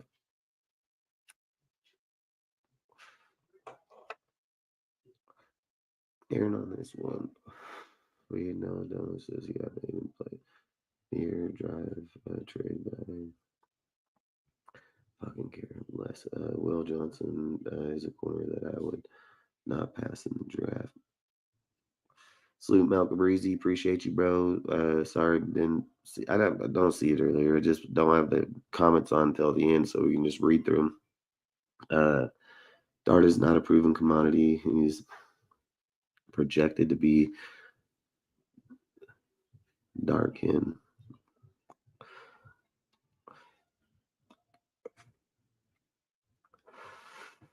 I would just like to know who in the fuck is projecting him in the fucking second, third, fourth, fifth, sixth round. What happens when all these people, I can bring up the same shit last year about fucking Bo Nix and motherfucking Penix. I can bring up these exact same conversations last year, and all that shit went right out the window. For people to imply that they know Jackson Dart going in the later round is crazy. It's crazy. Jackson Dart not going in the later rounds. Jackson Dart will go in the first motherfucking round. Like, there is not a doubt about it. There are too many fucking teams that need a quarterback. Jackson Dart is not going in the second fucking round. He will not go in second round. Promise you. I promise you. I've said it since week fucking 3 of the season. Week 3 of the season, I've said Jackson Dart was one of my top motherfucking quarterbacks in this fucking year's draft. And I've even said about Cam Ward and motherfucking Shadir Sanders. I've literally said it time and time and time again. that Jackson Dart should be rated over fucking Shadir Sanders, and it should be Ward and Jackson motherfucking Dart. Dart is not going in motherfucking he's not going in later round, man. It's not gonna happen. Unless this motherfucker just falls flat on his face at senior day, at the Senior Bowl, and the motherfucking combine. There's no way in hell that guy is going to go outside the first round. No way. You want to say Dylan Gabriel, maybe second round, maybe. Fuck, I bet he'll probably still push a first round. If you ask me, I bet you it'd be 4 or 5 quarterbacks go in the first round. Probably 4 I can see, because I fucking hate Milroe. I think he's trash. I think fucking what's his name? But he went back. He went to fucking Miami, so we don't have to worry about him this year. Fucking I mean, the kid from Syracuse, dude, unless that kid just massive. I mean, he's been playing really good. They've been talking about him a lot. I don't know how somebody's going to view him. There's no way Will Howard goes in the first round. No way. Not even close. So, like I said, I can see easily fucking Shadir Sanders, Cam Ward, fucking Jackson Dart, and fucking Dylan Gabriel easily pushing the first round. And I think if there is one quarterback that goes into the second round, it'll be Dylan Gabriel. I don't think, like I've said, I think these guys are full of shit when they do their fucking quarterback fucking deals. One, how do you label that there's not 4 quarterbacks going to be taken in the first round when there's 7 fucking 8 teams that need a quarterback? Like, the way the draft works doesn't mean they're going to have a pick in the second round. Just because a team has a pick in the first, don't mean they'll have it in the second. Just because one will have second, don't mean he has it in the third. So to imply if somebody was just to wait till the next round or this and that, it's bullshit. It's not going to happen. I've always said it. Do you guys think that fucking Tom Telesco fucking picked out Bowers? You think he picked Bowers? Or do you think that everybody else picked different players that people didn't project and Bowers fell down the board to us? I think that's what happened. I don't think Tom Telesco made it happen because he didn't trade for him. He didn't trade up. He didn't go get him. The fucking guy literally fell down to us. There was no planning for that. Best player available, Brock Bowers. Fucking great deal, right? Do you think that Tom Telesco fucking thought that JPJ was going to fall to the second round in the 7th fucking or 13th pick? You think he thought that when JPJ is a projected 21st overall pick? I fucking highly doubt that. You know, the only pick I've said about Telesco I give him is the DeMar Glaze picks. The only pick, dude, he picked that guy. That was his deal. That's where he picked. When you're taking players that fall down or things of those factors, it doesn't mean that you have success at picking your players. Has nothing to do with shit. He didn't trade for JPJ to fall to us. He didn't trade to go up and go get him. He just fell down the board because everybody else didn't want him. Like, in these cases, when it comes to quarterbacks, there's a lot of people that sit here and say, oh, this guy's not going to bullshit. I know quarterbacks. One thing I know is fucking quarterbacks. I've called every quarterback. I've called when we were going to draft him or when we should have fucking drafted him. Every year I've done the DSR report. We can go back every fucking year. From the first fucking year I've done this, I hit my quarterbacks out of the park. I don't come close. I knock them out the fucking park like a grand slam. I've called every single one, said that fucking Bryce Young was going to be trash. I said that it was going to be CJ Stroud. I said we should have traded to that position and go get him. I've said the same thing about Bo Nix last year and fucking, Jaden and them. I've said the whole fucking time. I've literally said the quarterbacks that weren't going to be good versus quarterbacks going to be good. I know Jackson Dart's ass going to be there. I don't need an analyst to fucking tell me his 2 fucking cents right now in January when I know when April comes around, that motherfucker will be in there. Unless he just breaks his fucking leg or hip or something of the fact. He's going there 100%. Like I said, Jackson Dart's easily one of the best quarterbacks in this draft. It's not even close, dude. Like, these quarterbacks to imply that they're not good. They're most definitely good. Like, there's nothing saying that if Shadir comes here, he's going to suck. Like, there's nothing. It's just people's opinion. Shadir has thrown for 151 fucking touchdowns in his school history, dude. He has a lot of fucking yards, and he has a 70% fucking completion ratio. He most definitely can play football. So when we imply that, oh, he won't be good or not, that's just an opinion. It doesn't mean that it's facts. It doesn't mean it even has standing ground on it. As much as I may like a player or dislike a player, they're the ones only going to prove their future. And to imply that Cam Ward is not a good quarterback is fucking nuts, dude. Like, that's crazy as hell. Cam Ward is most definitely a great quarterback, motherfucker, flawless. He knows the kid is flawless. There's no doubt. So there's most definitely people in this bitch, and Aiden O'Connell ain't close to Cam Ward, not even close. So, but either way, like, it is what it is. I'd love to trade for DK. I'd love to trade for him too, man. I mean, I wouldn't be surprised if New England Patriots drafted Dart. What the fucking? Why would they draft him? Why would they draft him in the? Fuck. They got fucking Joe Milton. And I'm done. I'm done. I'd love to trade for DK. That's why Dart sits a year or two, can every ride out.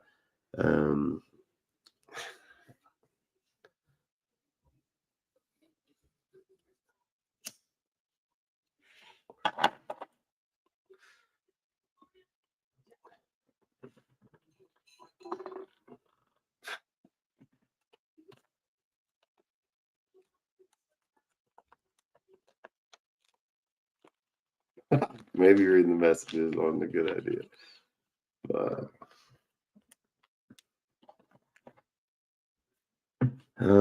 If Devontae went for a third, I think we can trade one for our third for DK.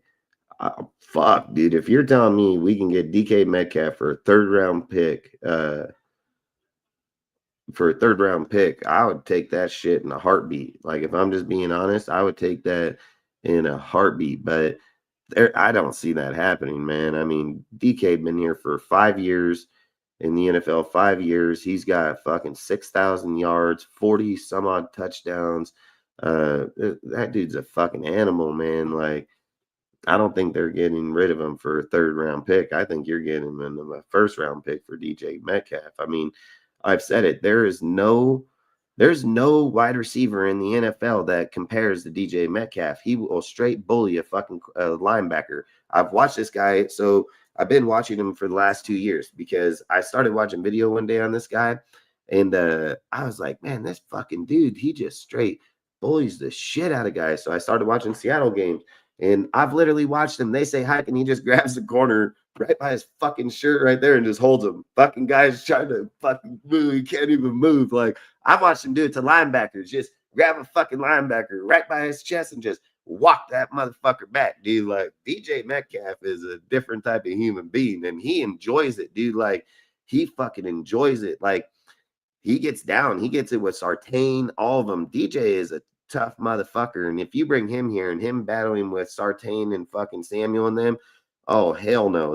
He's going to dog on him, bro. Like, I've said, I would love, I don't know what it would take. I don't know what it would take to get Metcalf, but I'm telling you right now, I would focus on getting Metcalf versus a fucking quarterback. I'd rather have Aiden O'Connell throw DJ Metcalf the fucking ball than fucking get a quarterback, dude. Like, if you're telling me quarterback or Metcalf this year, I mean, for the 6th pick, and if they're saying Shadir Sanders or Metcalf, I mean, I'm gonna take Metcalf, bro. I mean, good luck, Sanders, but I think Metcalf just has too much dog in him, man. He is a fucking machine, man. I mean, I've never seen a guy play football like he does outside of T.O. Terrell Owens was a very strong, tough fucking wide receiver. He was pretty cocky with what he did, but Metcalf takes it to a whole nother level. Like, I don't even know how he's not shown broadcasted all over the NFL.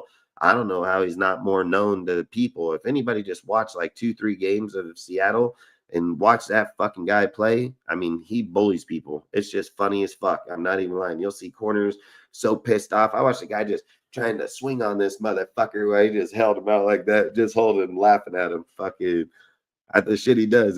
He scores touchdown. He bullied this dude over the top for the touchdown, stood up over him and started pointing at him, fucking just laughing at him. Fuck, I'm like, what the fuck? This guy don't care. He's something else. But I would love to get DJ Metcalf, dude. I mean, that would be a massive ad right there. I'll just be honest.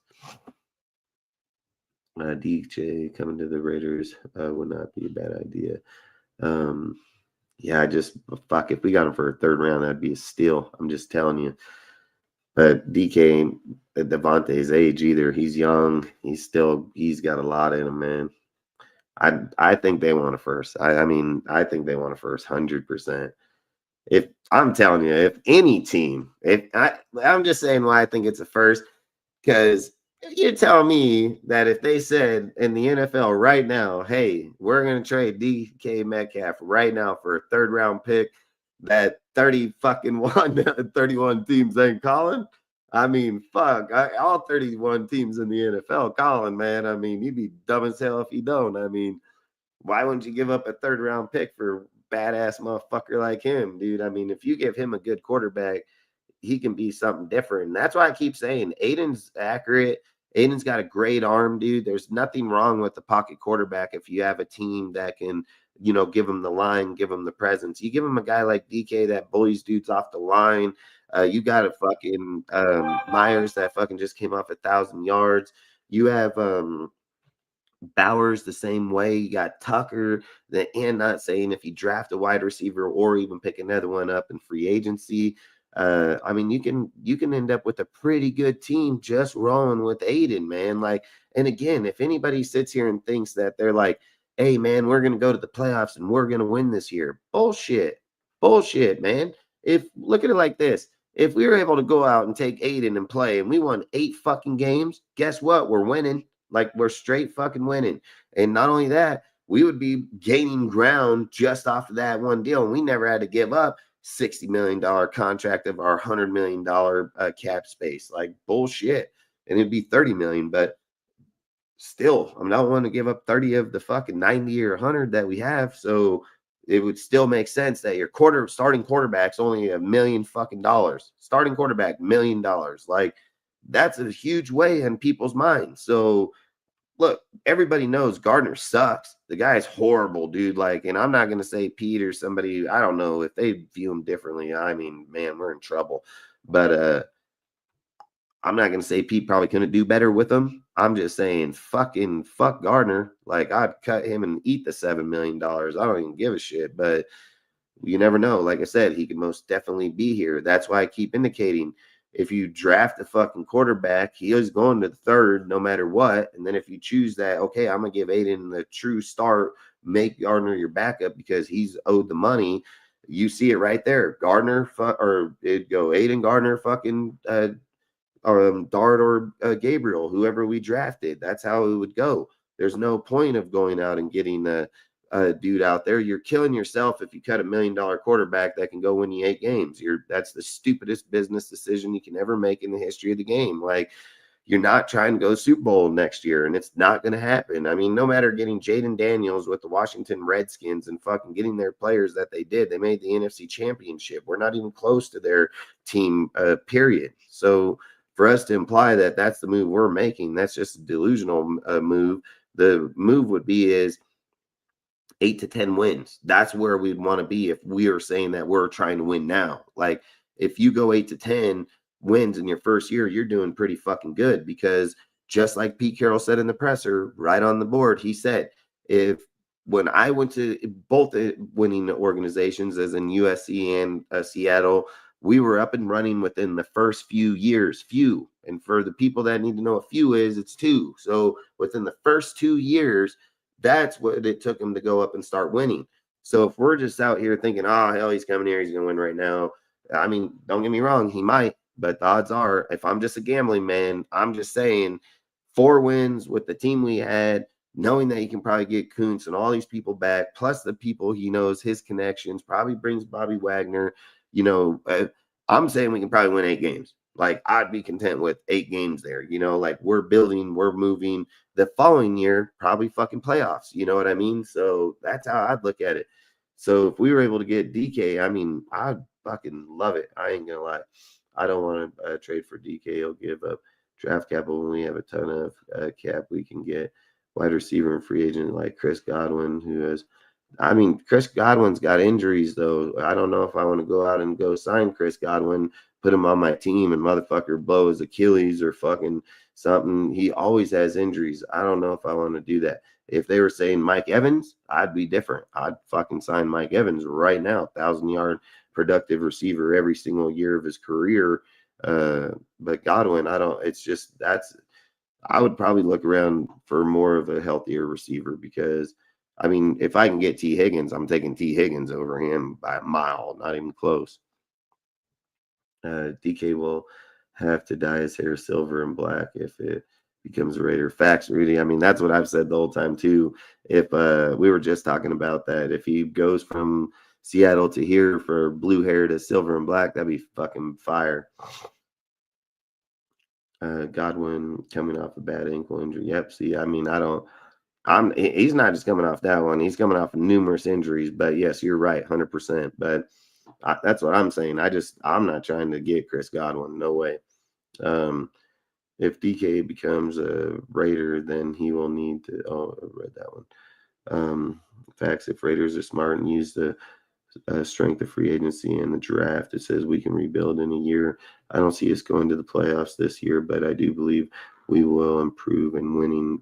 Facts, 100%. That's what I think. I don't think we're going to make the playoffs. I mean, playoffs is delusional when you're pressing the division we're in right now, for damn sure. And don't get me wrong, look, if we're making the playoffs, dude, I mean, there's a possibility all 4 teams here in the West are making the fucking playoffs. Like, that's crazy as hell. So, I mean, don't get me wrong, this division is going to be very tough, dude. So, yeah, I don't think we make it this year. Maybe following year. I would say with Pete, following year.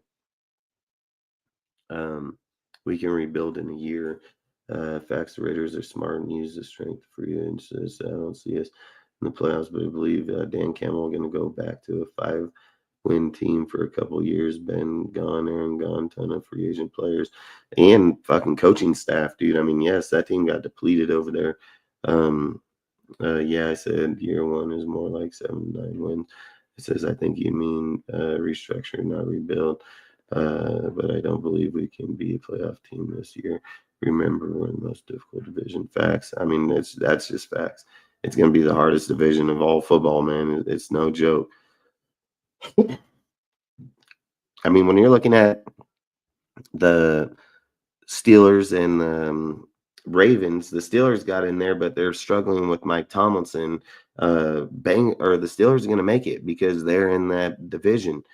There's a fucking possibility that the 7 teams that make the playoffs is the 4 teams that win their division, and then the Raiders, Chargers, Bronco, or Chiefs, however you want to put it, all 4 in that one. So that means all 3 wild card spots were to the whole division of the AFC West. Like, that's fucking crazy if that happens. I ain't gonna lie, but it can most definitely happen. I'm not even gonna lie.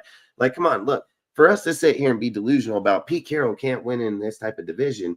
Pete Carroll knocked off Jim Harbaugh going to the Super Bowl to win his Super Bowl, dude. Fucking, he knocked him off in the fucking playoffs, dude, in the NFC Championship game. He was in the most competitive division in that time. The NFC West, dude, had the Cardinals, the Rams, the Seahawks, and the Niners were all playing great football, dude. They were some of the best in the league at that time. So to sit and say Pete can't win in tough divisions is bullshit. He fucking not only winning it, he win a Super Bowl in it. So he can most definitely win in tough divisions. So I've said it. You can't take away experience. Like, you can't. It doesn't matter if he's 73. He got more goddamn experience in his left pinky and probably one of his pubic hairs than most of these young kids ever even had ever. Like, Pete Carroll is a very smart dude. That's why I've said when somebody comes here for the job, it's going to have to be somebody that isn't afraid to rebuild. What did I say the minute that people, Ben Johnson signed with the Bears? I said he went to the Bears because the Lions are going to be depleted. He knows the division. He knows he's got a quarterback. He's an offensive guru, but he can't come to the Raiders and build the team, right? That's how you look at it. Pete Carroll don't give a fuck. Pete Carroll's like, I'll win with Aiden. Man. Let me get the team. I'll build this shit. We'll win. Like, that's what takes balls. That takes balls. And the thing that's even more ballsy for a guy like Pete Carroll, he's at the end of his career, bro. He can be a Hall of Fame. He is a Hall of Famer already. You think coming here and this guy going and getting 2 fucking wins over his next 2 years or something, like that's not a big factor? Yeah, it's a massive factor, especially for a guy like him. So he knows it. He knows it just as well as anybody. But the thing that I think is crazy is like he goes out. He didn't even want to leave Seattle. He didn't want to leave. They just give him a advisory role. He was like, bullshit. I want to still be a head coach. So for him to go to USC, go for a year, and then you think about it, his age, where he's at, a year's a long time. A lot of things can be changed, dude. Somebody can change your mind, how you feel. And fuck, what's Pete say? Nope, I'll coach the Raiders. Fuck it. Give me any coaching job. I will coach the Raiders. And he ain't taking the Raiders to say, I just want to coach football. He taking the Raiders because he's like, I can win. I can win in football. Like, he's not coming to lose. Like, and that's the thing I'm kind of more excited about is like, other coaches, it's really hard. I've said it. What if you get Ben? I've said this for a long time. Everybody knows it. I said, if you get Ben Johnson, what if he's fucking Josh McDaniels 2.0? I've said that for the longest time. Like, you just don't fucking know with a guy that's never done it. When you look at Pete, he's always done it, and he's done it great at a very high level. So for me, I mean, like I've said, I think our whole team's about to make a massive change. And yeah, I believe we will win 8 to 10 games this year. Like, I can most definitely see it in him. And I guarantee you, I will bet anything. I told you guys last year, I told all of you the whole time, if Aiden O'Connell started in that system, we can fucking win 10 games. I said it the whole fucking time. I said, if they start Gardner, I said, 1, AP going to get fired. I said that straight up. And 2, I said, we ain't going to win more than fucking 4 or 5 games. Literally said it the whole time. To sit and imply that if Aiden comes in under Pete, that he ain't winning 8 games, that's all we got to win. Just go win 8 games, man. If you guys are Raider fans and you think Aiden can't win 8 games, you're crazy. You're fucking crazy as hell. The kid has gone out and battled against contested games. And yeah, has he lost some games like that Charger game? Yeah, I'm not going to lie. But again, you're going against fucking Jim Harbaugh, gearing up to go into the playoffs, dude. And he just, once he got started, he wasn't stopping. And he's calling his own plays with his own people. When Aiden's over here trying to deal with fucking Luke Getsy and Scott Turner, like there's a lot of shit going on in those deals. Like, again, I think Aiden gets the right guy. Aiden's going to be a very good quarterback. And I don't think I'm not going to say, oh, he can be our future. I'm not saying that. If we get Jackson Dart is going to be way better than Aiden. There's no fucking doubt in my mind about that one. So if we were to get Jackson Dart, and let's say that Aiden plays for 2-3 years because he plays good football. See, with a guy like Aiden, you can just cut him anytime. You're not committed to him. You're not, oh, we give him a contract. What do you give him a minimum contract, like $25 million or $30 million? That's a minimum contract these days. So if you give him the money and then you fucking play him for 2 years while you're still developing fucking Jackson Dart, I mean, to sit and imply that you can't develop a kid. I mean, damn, Jordan Love's done it. Fucking Aaron Rodgers. There's numerous guys that's been developed sitting on a bench, dude, for not just 1 year, but multiple years and had great success in the NFL. So like I've said, there's nothing saying that if Aiden comes out this year and say he's the starter and he plays good football, that they don't keep him for 2 years. And then say in 3rd year or 4th year, Aiden starts to take a fucking dive. They say, time to move on. We got our quarterback. You know, like that's the kind of stuff I'm not understanding. You know, they're only paying the starting quarterback. Even drafting him is only like $35 million over fucking 5 years. $35 million over 5 years, dude. That's not much at all. It's not much money at all. So again, like I've said, like at those deals to sit them on the bench for that type of money, that's nothing to them. And as long as you're getting the productive, Tom Brady didn't come to this organization. I mean, you can tell it's been the best moves we've had in years. It's not even close. It's not close. And if Tom Brady used this play for leverage to bring people or entice people or things of those factors, then kudos to fucking Tom Brady. Kudos to using your strengths that you have to entice other people to come out here. And if Tom sits here and says, hey, I have faith in Pete because he is a strong candidate, he's a very good coach, what do you think Tom's thinking? Hey, come here and make me look like a fucking fool? No. Tom's like, if we're going to get made like a fool, I'm going to go down with Pete Carroll. You know what I mean? Like, you're not just hiring some nobody. So I think it was a very smart move on him. I think when you look at Spytek. Most people don't know this dude's drafting history. This guy's a fucking genius. He's drafted some of the best fucking dudes out there. And again, that was a sneaky good ass hire. And people are sitting here think like, oh, those are two good fucking picks right away off the get-go. Did I say I like the Patrick Graham? Not really. But again, I know that fucking Pete Carroll, it's his fucking defense. He'll go cover 3 defense, dude, and he's going to implement shit from Patrick Graham stuff and let him call it, dude. Like, I've said it. Patrick Graham will get a head coaching job when he leaves out of this fucking deal this time around. He's been here for 3 years. He's coached under all these different coaches. He ain't had a head coaching job yet. He's gone interview every fucking time. He is yet to get one. So watch this time. Watch when Pete changes his shit, just like he did with Robert Saleh and them. Watch him get a fucking job. It's just how it works, dude. Like, you're with a good coach, you're going to get a good deal. Now, the only thing I'm hoping is they don't give it to the Raiders. Like, I hope the Raiders don't give it to them, but who knows? I mean, who knows? We'll talk about that when we get to that in 4 years. But, you know, the offensive coordinator is going to be the tough one. Like, that's the tough one. But when you're looking at all the candidates out there, I mean, there's only one guy, man. It's fucking Chip Kelly. It's not even close. But, I mean, it's one guy, but are you getting him? I mean, Jacksonville interviewed him. I mean, who's say if you don't go with Liam Coe and take that job? So, I mean, the only thing I would think is like, even if Chip goes there for the interview, I think you would owe Pete Carroll an interview. I mean, motherfucker, found him. I mean, I think he should most definitely get an interview. So,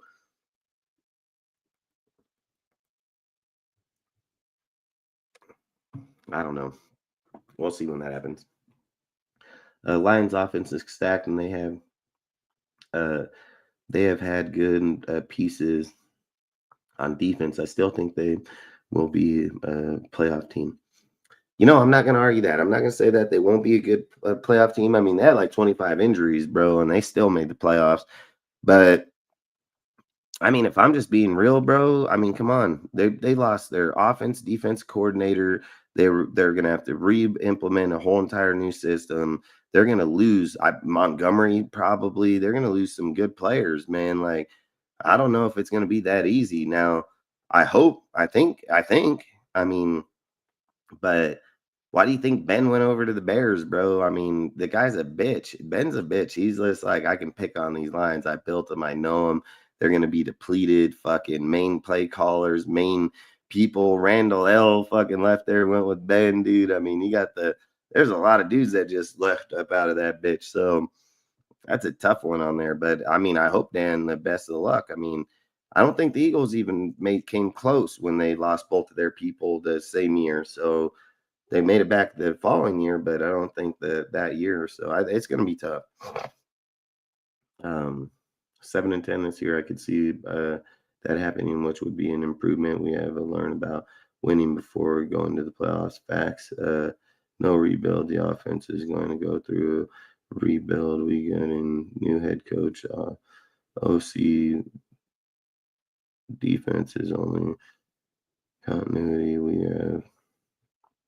We may even have a new quarterback. It's a rebuild. Rather, people want to face reality or not. I mean, if you're replacing, you know, in multiple, I mean, it has to be a rebuild. I mean, you have a GM, head coach, offense coordinator, fucking quarterback, dude. You're gonna tear down your defense and bring back. I mean, it's 100% a rebuild. I mean.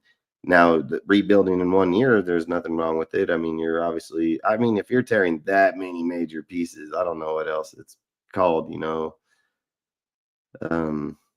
If I go into my house and tear down my back bedroom and build it, it's called rebuilding it. So it's most definitely rebuild. See, people says best thing the Raiders can do is get a cornerback and wide receiver in free agency. Understand the offensive line. I think the Raiders need to get a running block center in the draft.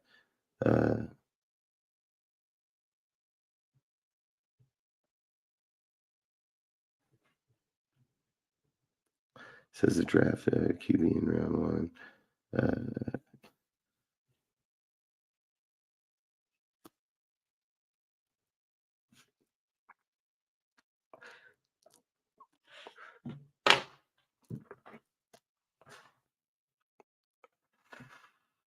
Then draft a quarterback in round 1. Get Jacoby. Get Jake Mayer from Texas if he slips to the 2nd. Otherwise, go defense and get a running back. Round 3 is a ton in this draft class that are day 1 starters. Starter. It says, what corner will you get in free agency? I would rather draft a corner. We can get a true shutdown corner in the draft.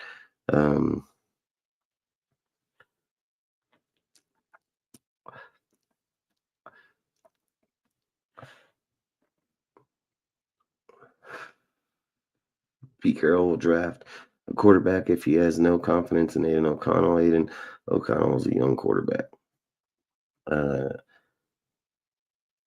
Carlton Davis, Paulson, Abdul, fuck, did that bitch just shut up.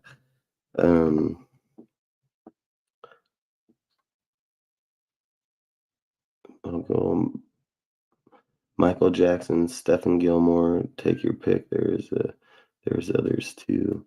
I mean, there's going to be a lot of corners in there, and there's a lot of good because there's going to be dudes that can't get paid for, which again, we have $100 million. So there's nothing saying that we don't put our money in a corner in free agency. That's for sure. So putting out $20 million on a good one, I'm not going to argue it. I mean, that's why we have that money, and I guarantee you we're going to spend it in places that need it.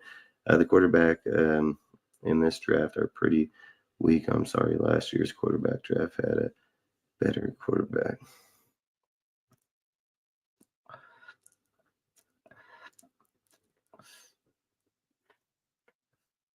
Stephen Gilmore is old. I prefer a young physical corner in the draft. Draft Will Johnson with the 6th pick in the 1st round.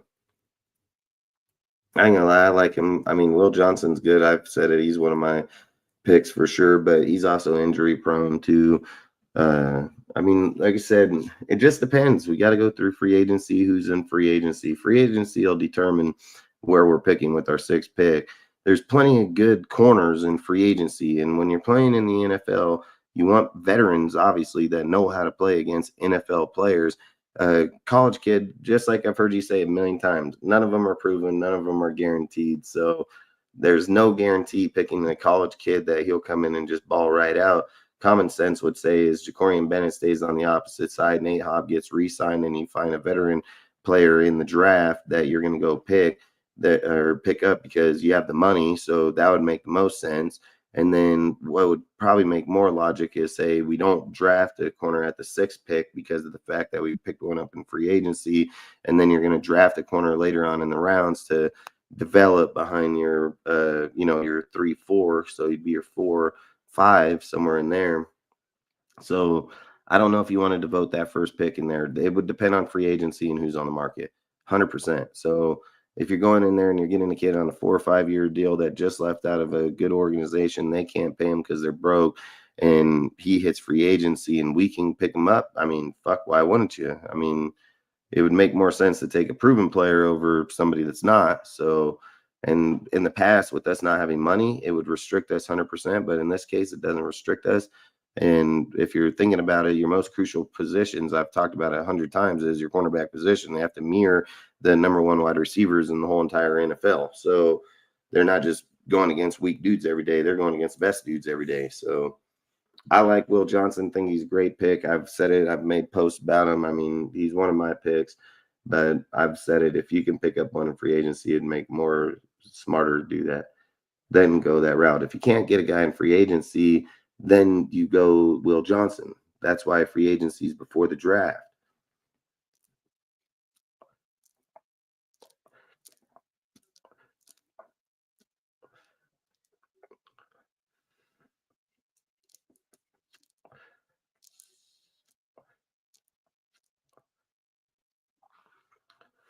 It says you draft a quarterback and sit him in the year.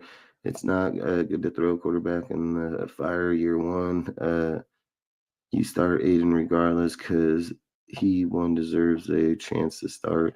2, has experience. 3, is on cheap contract.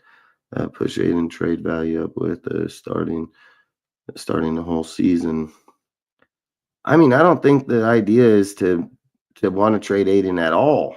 Like, at the end of the day, why would you want to trade Aiden? Like, I'm not concepting that concept. Like, let's say this, okay? Let's just say at the end of the day that Aiden is not going to be a starting quarterback. We all face it. He faces it. Why in the fuck wouldn't you sign him as a fucking backup? It doesn't make sense that we're like, let's trade away Aiden. Let's cut Aiden. Like, why? Why would we do that? It would make more sense to say, let's retain Aiden and keep him as the backup quarterback. Like, that's fucking what would make more sense. So if we're sitting here saying, like, let's cut Aiden and keep fucking Gardner, fuck, you guys are all crazy. Like, you're crazy as hell. Like, there's no fucking way that could be a possibility. I don't even know why Aiden conversation about trading him or cutting him is even a conversation. I mean, one, he's on $1 million contract. He's a 4th round draft pick. He's done fucking great for us the whole entire time. It makes absolutely zero fucking sense whatsoever to cut him or trade him at all.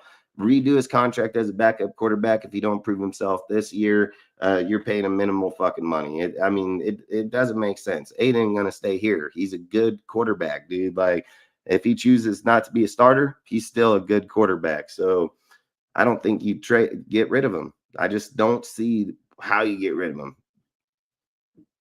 Why average corners in free agency then Rebel in 26 Dart if he's traded. He's already traded, and then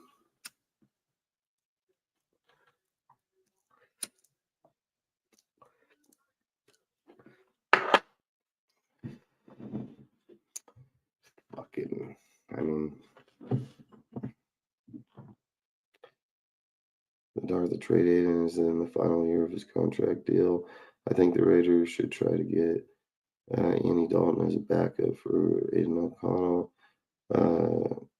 Yeah, Andy Dalton, Joe Flacco, somebody who experienced, who can also back up and be a mentor.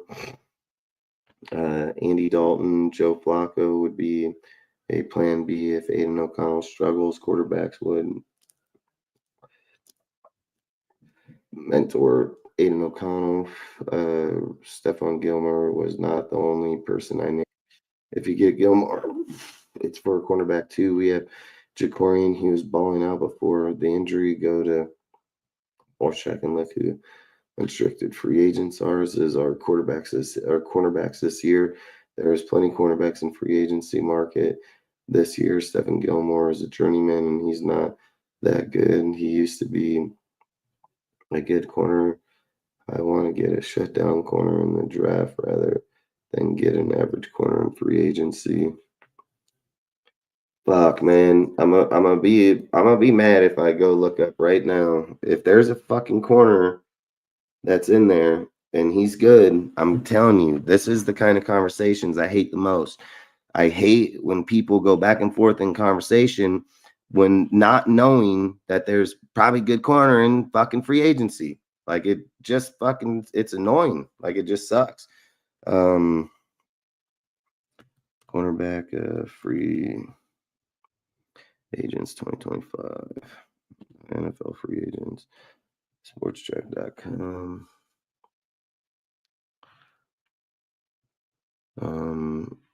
Let's go here. Fucking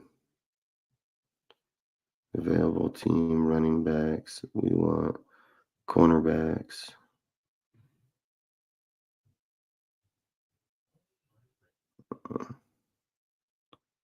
Cornerbacks.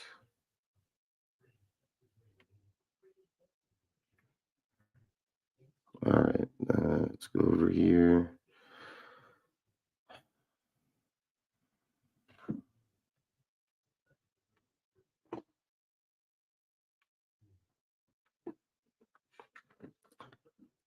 All right, UDFA is here. So you got DJ Reed, good player. You got Ward, fucking great player, coming from the Niners, dude. Fucking actually really damn good player. Carlton Davis, another great player. Jonathan Jones, Byron Murphy. I mean, you got a lot of good fucking top players right there. There's probably 5 good players right there. 5, yeah, I'd say 5, 4 or 5. And then it's going to most definitely drop off, especially when you're like Rasul Douglas, Stephen Gilmore. I still think plays at a good level. It's just his age. I mean, let's see. I bet you he still had good year last year, I would imagine.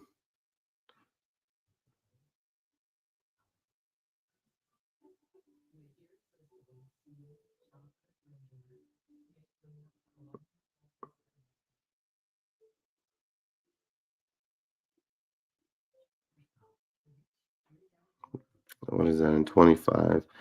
Void and UFA. So I mean, there's not even saying that they won't re-sign him at that right now. So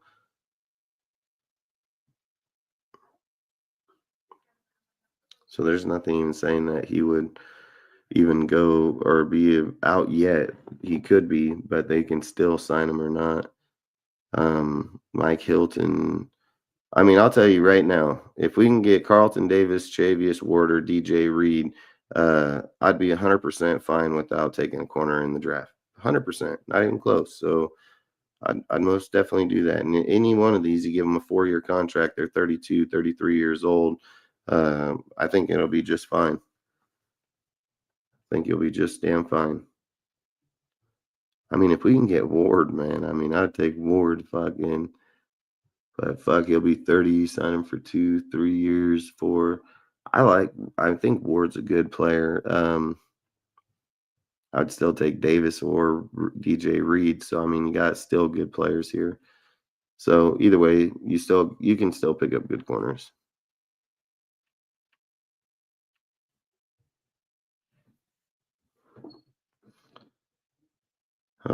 This journeyman is not good. He used to be his corner. Says starting Aiden, regardless of who we draft and develop, who we draft and says how you feel about the possibility. Habib, salute, bro. Appreciate you. About the possibility, how getting Russell Wilson. I mean, fuck, I don't want Russell Wilson, man. I mean, if we can get somebody else, I mean, anybody else, I would take it. I mean, Russell fell off in the Steelers, dude. He played good when he first got there. Once he got the starting job, he come out, he played really good, and then fucking fell off for like, what did he go? Like 1-6 in the last 7 games? I mean, I don't know if I'm wanting to do that shit, if you ask me.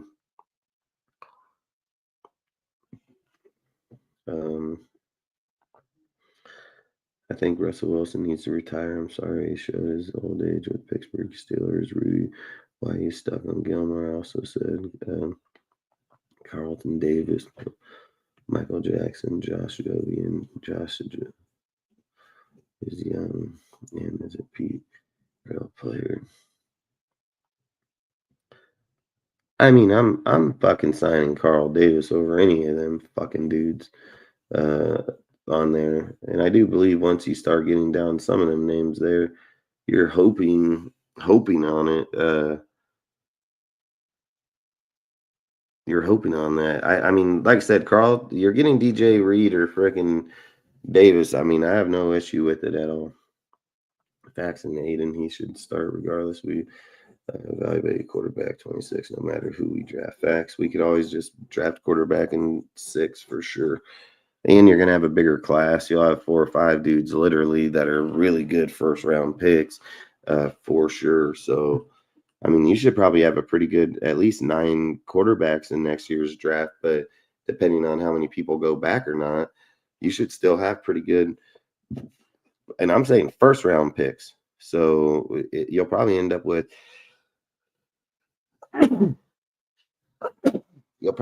somewhere around 4 to 7 just in one round. So Gilmore is old. He's been multiple teams in direct ASU. Maybe a Stephen Gilmore of 3 to 4 years ago. Why not get a shutdown corner from Michigan named Will Johnson? He is 6'2", tall, 200 pounds. He is very physical, and he plays very similar to Charles Woodson. Pete Carroll likes tall, physical corners. Aiden's numbers are similar to Brady in their first 17 games, and that's facts. It's crazy how similar Brady and they are, and the fact the player style is similar because Aiden's designed his game off of Brady. Tom Brady was never a starter when he was in Michigan. He was always a backup. He did learn from Drew Brees. You're right, he was a backup, but he did win games for Michigan. He did start and win games for Michigan while he was there. So he was a starter. He just wasn't a full-time starter. Aiden O'Connell needs to be given the opportunity to succeed or fail. Unfortunately, he wasn't given the opportunity last year. If we cut him pre-June, say $4 million, post-June, $7 million for Gardner, the number one player who needs to go is Jack Jones. Facts. Brady, 357 out of 545, 3,816 yards, 27 touchdowns, 14 interceptions, 13 fumbles. Aiden O'Connell, 367, 586, 20 touchdowns, 11 interceptions, 6 fumbles. Crazy. First 17 games, most definitely get rid of Gardner Minshew now. Facts. Gardner Minshew's trash ass got to go. Agree, Rudy. Cut Gardner pros. June saved $7.6 million. Lost $6.3 million. Saving post June $4.6 million. Lost $9.3 million. Saving. Yeah, I'm just cutting them. Fuck him. Sorry. Clarify. Cut Gardner post June 7. Money 6 threes post June dead money. Well, post June he's getting cut for sure if that's the case. David also a free agent.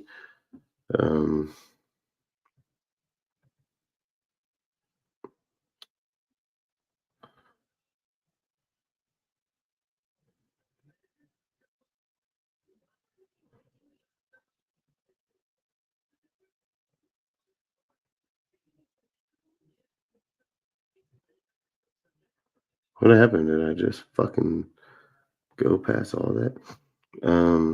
Later, David free agent this year, ties to Spytek. I mean, I'd like to get David, but I think he's older now. He may retire. I don't know. Fucking the fact of Earl Thomas and Cam Chancellor Nation. Salute Western Conference. Appreciate you. The fourth pick is not good enough for a QB. I only see possibility 2 quarterbacks in the first round, which would be Cam Ward and Shadir. Rudy also agree. Also agree on Jones. I want a free agent cornerback to pair with Jacorian Bennett outside of re-signing Hobbs at the slot. They were saying 2 firsts and 2 seconds this year for the Titans' first pick. I would do it. I would do it right now. I mean, if you're telling me that you're giving 2 firsts, 2 seconds, and you're going to number 1, I mean, I would be like, let's go. I don't think it really matters. I mean, what does it really matter if you got your quarterback, you lose out on your first and second this year, but you have 2/3, you got fucking, 8 other draft picks sitting behind you. You can most definitely use them to move back up to the second, slim out some of your picks, get about 6 or 7 like every normal guy, and just have a regular draft from there. So for me, I would 100% do it. I would do it. I mean, if they're telling me I can get Cam Ward for 2 firsts and 2 seconds, fuck, I'm doing it right now.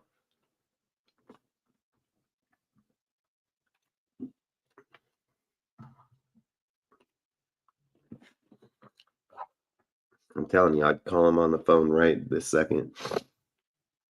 I'd be like, let's fucking make the deal. We don't need to trade 2 first picks for the first pick of the first round or the second pick of the first round. It's not worth it at all. Bullshit. I feel the likelihood of getting Shadir at 4 is high with Brady connects and the fact of the draft order. Listen, I feel the likelihood of getting Shadir at 4. We're not getting Shadir at 4. The Giants will take Shadir at 3. Like, he will not get past the Giants, man. Like, listen, the only way that Shadir Sanders gets past the Giants at the 3rd pick is if Jackson Dart goes there. Like, that's the only way. Like, there's no way he's getting past the Giants, man. I just can't see it. Not with them sending cleats, not with them all. I think he goes there 100%.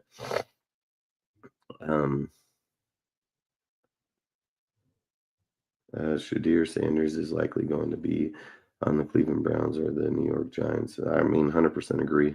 100%. The Browns literally said they don't give a fuck what Dion says. He can influence where his kid goes, and they don't fear his dad. They're going to draft Dion, or they said they're going to draft Shadir or fucking Travis Hunter. So they're not going to get told they can't. I said it, dude. How do you tell them that? How do you tell them? You want to be a UDFA? Go pick wherever the hell you want to go. You want to get a $35 million contract? You're welcome to Cleveland.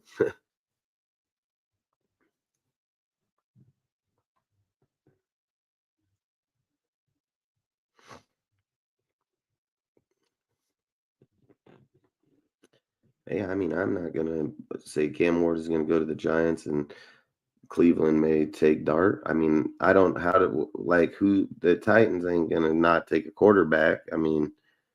What do they take? They take Hunter. So they take Hunter. They take Hunter. Cam Ward is not going to go. Maybe.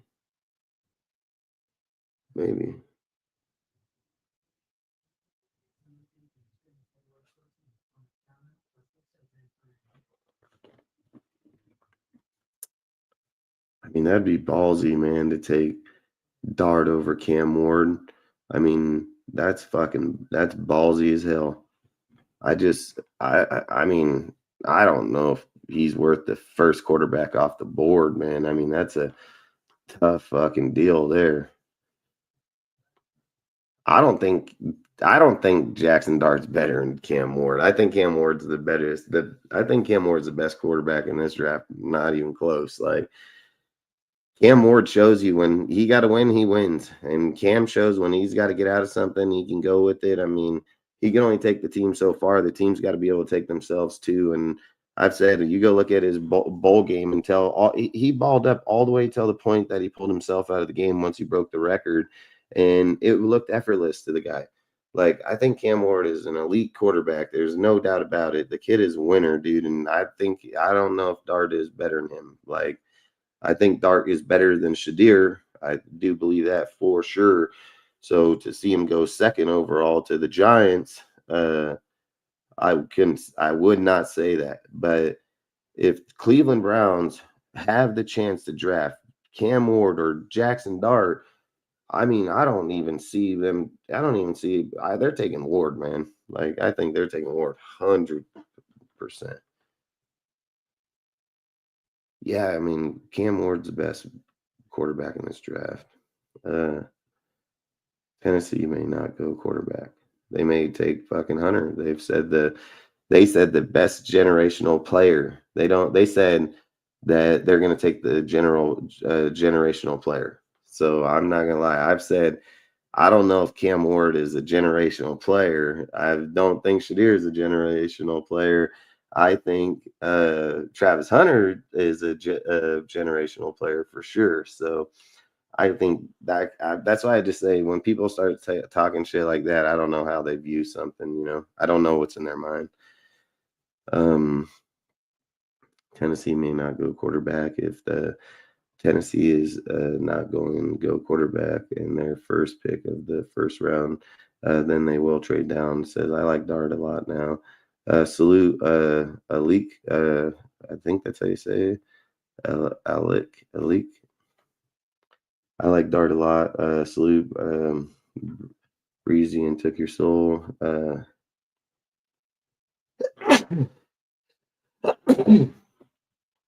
Is Bevel the lead candidate for the OC? Yes, I mean 100%. He's the lead candidate for sure. Bryce Young looked a lot better last year. Facts. He looked a lot better once they changed the OCs, and everybody liked that. Rudy, or they may just draft Travis Hunter at 1. Facts. Salute Nation, salute bro. Hanner from Fresno. Yeah, facts. Titans could take Hunter at number 1, no doubt. Ozzie Travis Hunter is a quarterback wide receiver who's not worth the first pick of the first round. And get him, may a trade down to get him if they want Hunter and get more. Fuck. Hunter is a wide receiver corner. The Tennessee Titans can trade down and still get.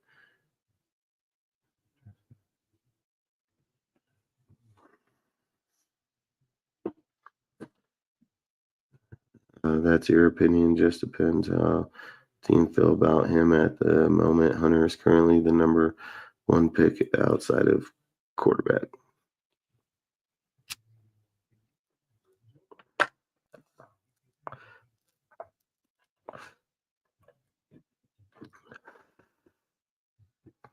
Trey Lance is what? Fucking bullshit.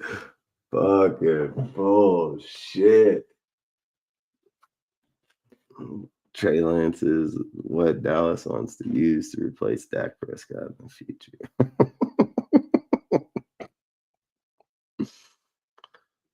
Fuck. Raiders could take cornerback Will Johnson at 6.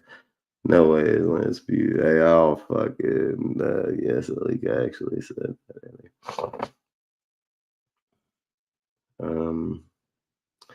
I would rather get a corner in free agency this year. And I'm not saying that Trey Lance will replace Dak Prescott this year. The problem with Trey Lance is that he has a junior quarterback who only played 1 season in college. Trey Lance should have never been drafted by the Niners. They should have stayed in college longer. That was the fault of the Niners. When you rebuild a team, you need to use the strengths of free agency in the draft in order to rebuild best way possible. On some levels, I think AP knew he was still just a placeholder. Facts, bro. Cornerback Will Johnson would be a A+ grade for the Raiders in the draft. I mean, he would. I mean, like I said, he would be a good pick if we. I mean, from the players that, if you're not getting the quarterback, yes, he would be probably the next best option. But to say that if Carter was on the board at the same time, I don't think so. I think you'd go Carter and pair him up with Max Crosby, and then you don't sign Malcolm Kuntz. Malcolm Kuntz just come off a major injury that nobody knows where he's at as a player. So I think you can just bypass that by getting Carter and put him in there with Max off the outside, another young contract, 5 years, fucking shores up the D-line. Again, another fucking thing that the defense is most definitely going to do this year. So there's more talented players on the board than Will Johnson at the 6th pick. So if we're saying that that's our personal need is corner, I mean, I would, like I said, if they go into free agency and they get Carlton Davis, they're not drafting Will at the 6th pick. Like if they get freaking DJ Reed, they're not drafting at the 6th pick. Like it's just going to be facts. So there's no way, even if they sign what's his name from the Niners to a 2-year contract, they're not going to do that. So like I said, if you look at Carter most definitely would fit the need 100% because of the fact that, like, again, Kuntz, if he's wanting $12-15 million, and again, coming off the injury, you don't know. I mean, it would just be smarter to take Carter, don't get Kuntz, and move on, tell him to have a good career. I mean, so that's all I'm saying. T-Mac's, again, another balling ass wide receiver. I don't think he's as much of a need as the corner. I agree, the corner 100%. But if Carter's on the board over him, I'm taking Carter. If Carter ain't there, then Will's there. I'll take Will. But I'm not just looking at the need that you have to go at that point because there's just too many good players in the draft. Trey Lance is not a good quarterback. Trey Lance is trash. He's not taking over the fucking Cowboys. Not on this day, not on any fucking day. Unless he gets a great-ass fucking offensive coordinator that just resurrects this motherfucker's career after, like, what's it been, like 5 years now? Like, yeah, I don't know about that one. It's probably been like, has it been 3 years? Been 4 years? Yeah, it's still been a long time. So it'll probably be 5 years this year, huh? 4 years this year, 5 years. But the fucking Dolphins fleeced the shit out of the Niners on that deal. Dude, they got freaking Phillips. They got Phillips, Waddle, and freaking oh no, they got Bradley. They got Bradley Chubbs, Waddle, and freaking Tyreek Hill out of that trade. Suckers. I never said he's a good quarterback. I just said that Trey Lance didn't develop well in the Niners because he only had 1 year of experience in college. I could care less about people's grades, what just opinions based like the draft order. It says most draft prospects don't even have Dart in the first round at all. Not yet. Salute, Mark. Appreciate you. Agree. AOC is going to be a career backup. Facts, use Aiden as the starter is a cheap contract and you develop your quarterback of the future. Says, I know Will, Howard, and Dart will surely be risers in the pre-draft process, most likely. I don't think Will Howard's going to go in the first round to save his life. Like, Will Howard was in Ohio with Chip Kelly. He should be able to throw fucking players open there.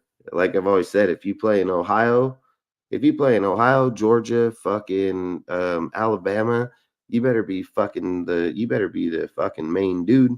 Like, you better be the one balling out, changing shit. I think Will Howard's like a 3rd round pick, if you ask me. I mean, I'm not gonna say that he ain't good, or I ain't picking that guy before then. Maybe 2nd, depending on who's on the board, but 3rd round, 2nd. Fuck, why am I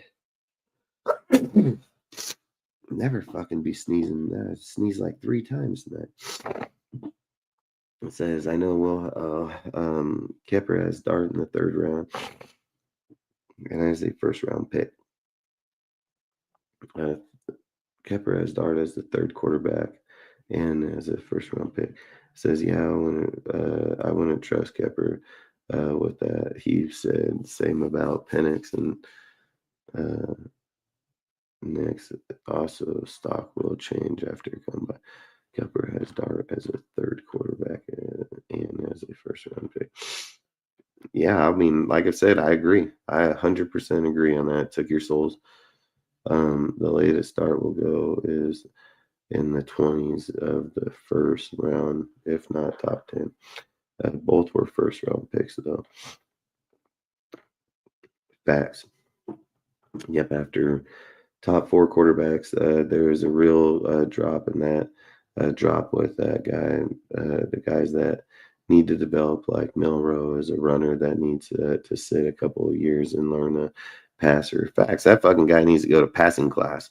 Like, Milroe needs to go to a fucking passing class. Otherwise, he might as well just take up a halfback position and go fucking play halfback. That way he can make money, become career. If this guy comes to the NFL and, oh, fuck.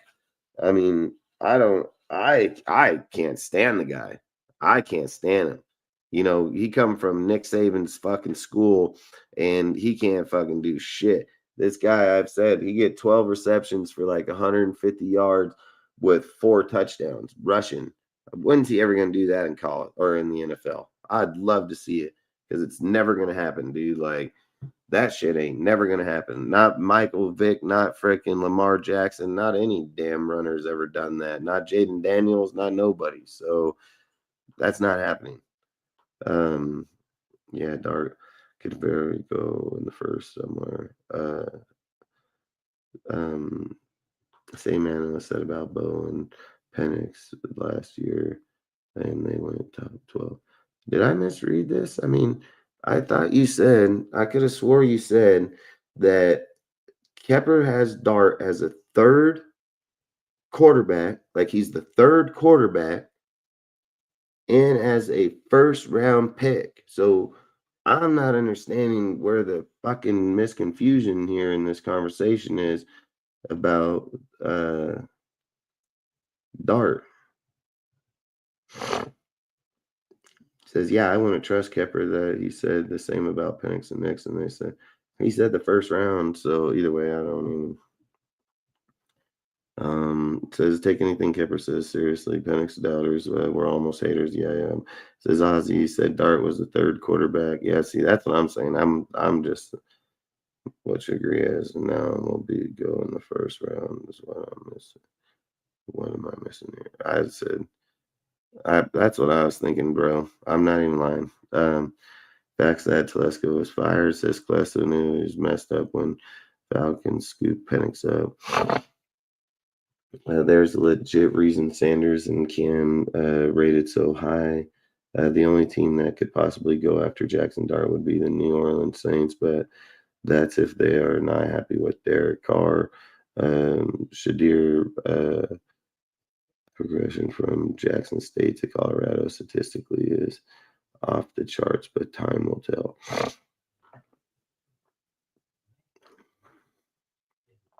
Laugh out loud. It says, if Cam Ward fell to the third or fourth Dart spot trade, draft spot trade up to get him. I mean, if he falls to 4, we get him. I mean, there's no doubt he's ours. I'm telling you, we'll be able to make that trade to New England. I don't see why we want to be able to. Their player will still be there when it comes to the next pick, after the next pick. So if Cam Ward falls, the third is trade up. Says I think Carr could get traded or released. They have us trading Max for a second and a third left. That ain't happening. Max has re-signed the contract. He's staying here. He ain't going nowhere. They had us trading. Remember that first year Pete had in Seattle, they had the most transactions that year, and the next we will stack picks and talent. Facts. Metcalf has missed time too. It says I would rather get stud wide receiver and draft than pay some crazy money to a guy like Higgins. I think Harbaugh's being the Chargers made Pete want to be a Raider to beat Jim.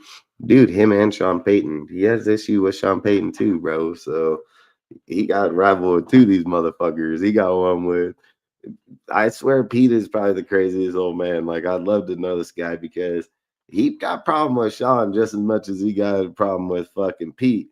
So I can only imagine this motherfucker seeing both of them every year being like, fuck you, fucking straight up, fuck you. Like, I guarantee you when fucking Jim sees Pete come walk out there, he's going to be like, ah, fuck, here we go again. Like, I guarantee it's an instant mind fuck, dude. Like, I swear it's fucking crazy. I mean, Pete's a smart fucking savage motherfucker. I ain't gonna lie.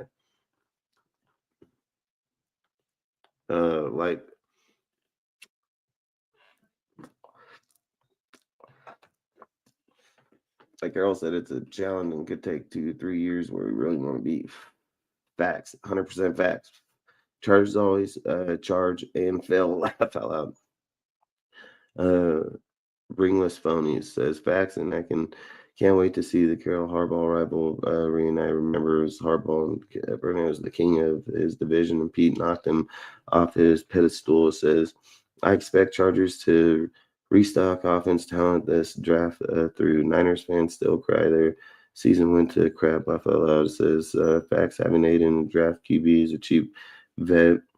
With a combined $20 million or less in a year, enabled the franchise to build a great roster around the quarterback. Spytek did a very good job with talent with Bucks. Facts, 100%.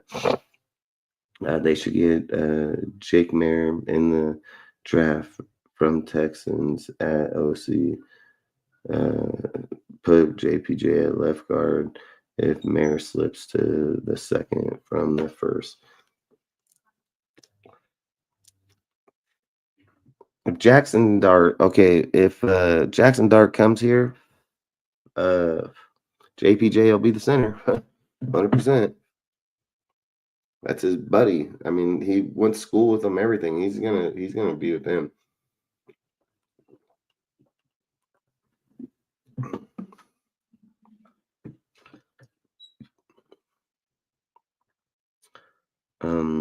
That's what I'm saying when it comes to cornerback, especially. There's a ton of young, good free agent cornerbacks this year. Is my point. I like Ron Davis and Ward is good too. Salute James. Appreciate you, Raiders. Stop by, tell you, Raiders. It's time for bed. Later, Raiders. Ask Trey Lance. Trey Lance is Leo. Salute, bro. Basic Sanders facts. I'd rather get Davis and Reed in the free agency. I also like PR from Ohio at the wide receiver. I mean, I'm not gonna lie, that guy's a little savage. In the first round, Milrow has small hands. Mister says, my bad. I thought you were saying third round, not third QB overall. All good, because a lot of the draft board have Dart as a day 2 pick. Little Bone Penix last year, which had what I thought you were saying, which Dart is definitely third best in day 1 pick. Hey, I thought the same shit. I thought shit was not sounding right here for sure. 100% though. No, I think I say, like I say, at the end of the day, at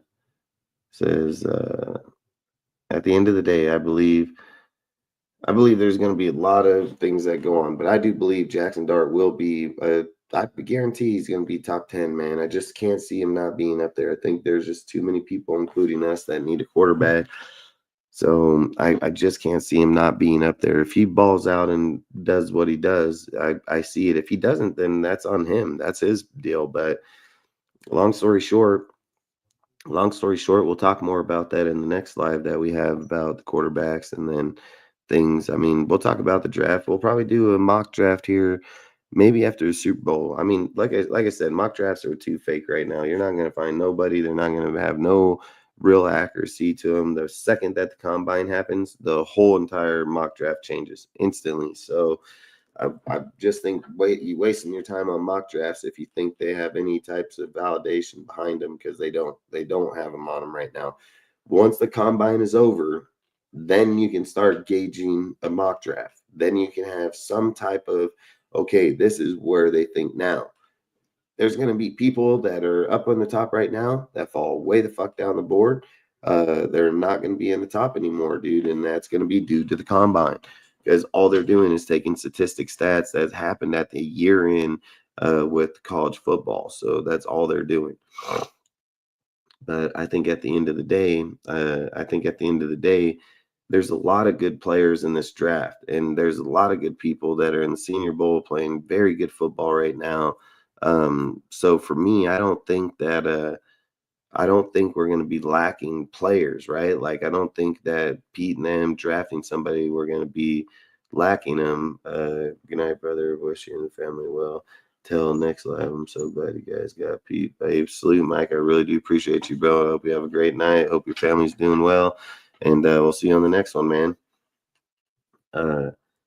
Yeah, I just think for me, like I say, at the end of the day, I think at the end of the day, we're miles ahead of where we were last year, just with Pete Carroll and John Spytek. Okay.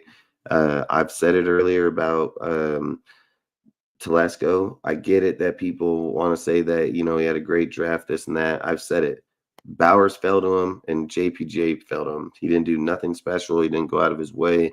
No trades, no nothing. He just fell to him, okay? So there's no drafting technique for that. There was no skill for that. There was nothing. Just player fell in the draft and you got lucky to pick him. So at the end of the day, when you look at Spytek's record, Spytek has drafted some pretty damn good people over his time span.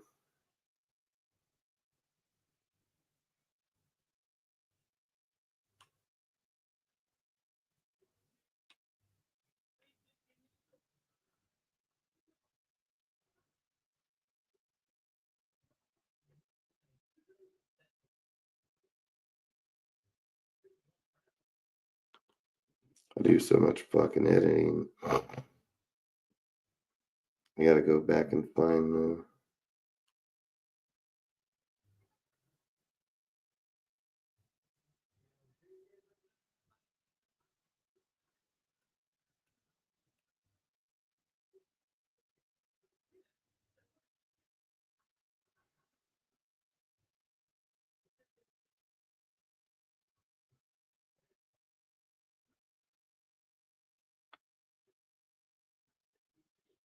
You know, Bill Belichick was talking about that the NFL should change the Super Bowl trophy to the Tom Brady trophy. He said fucking Tom Brady won fucking the most. They need to rename that trophy. All right, so for people that John Spytek is drafted himself, he's drafted O.J. Howard, Chris Godwin, Vita Vea, Alex Copa, Jordan Whitehead, Carlton Davis, Sean Murphy Blunt. See, the Carl Davis is coming to the Raiders, I'm telling you. So Sean Murphy, Bunting, Jamal Dean, Mike Edwards, Matt Gay, Tristan Worth, Antonio Whitfield Jr., Logan Hall, Luke Godadiki, I don't even know how to say his name, Rashad White, Bucky Irvin, Cade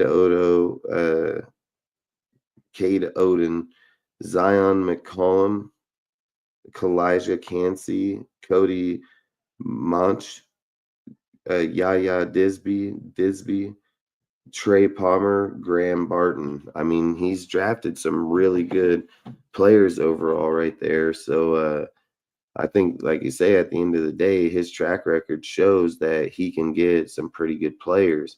So, like I said earlier about Carlton Davis and them, yeah, I agree that he most definitely will probably get him signed over here. Like I said, the Spytek is no slouch, bro. He is a really good mind. He sees players differently than other people. Like, he's really good, man. I'm not gonna lie. I think he's really good at it.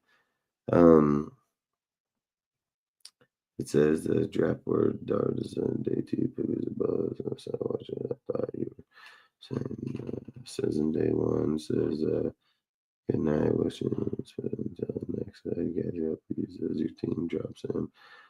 If our team drops in, I hope you guys get him. I pray we don't, but I see him possibly doing it. Yeah, facts, because they got freaking JJ McCarthy though. JJ McCarthy got it already. He's already gone through his surgery. He's already back. He's been back all year. So I think I think they'll drop Sam. I think they'll want to roll with JJ McCarthy, especially getting dogged out in the playoffs right there. I think they'll want to go with somebody young and wants it. Like, and JJ's been in championship games with Michigan, so it only would make sense to have JJ go and do that. Bucky was a home run for Spytek. It's facts, bro. I mean, Spytek picked out Bucky. I mean, and he even talked about him. He said, I don't need a guy that runs a 4.3 40. He said, I just need a guy. He said, what intrigued me about Bucky is he said that I don't get tackled on the first hit. He said, nobody can take me down on the first hit. And he said that's what made him intrigued about Bucky is that he said, right when he said that, he was like, all right, let's see. So he said it didn't matter if you got a 4.3 40 or 4.7 40. It just matters if you don't go down on the first hit, you know.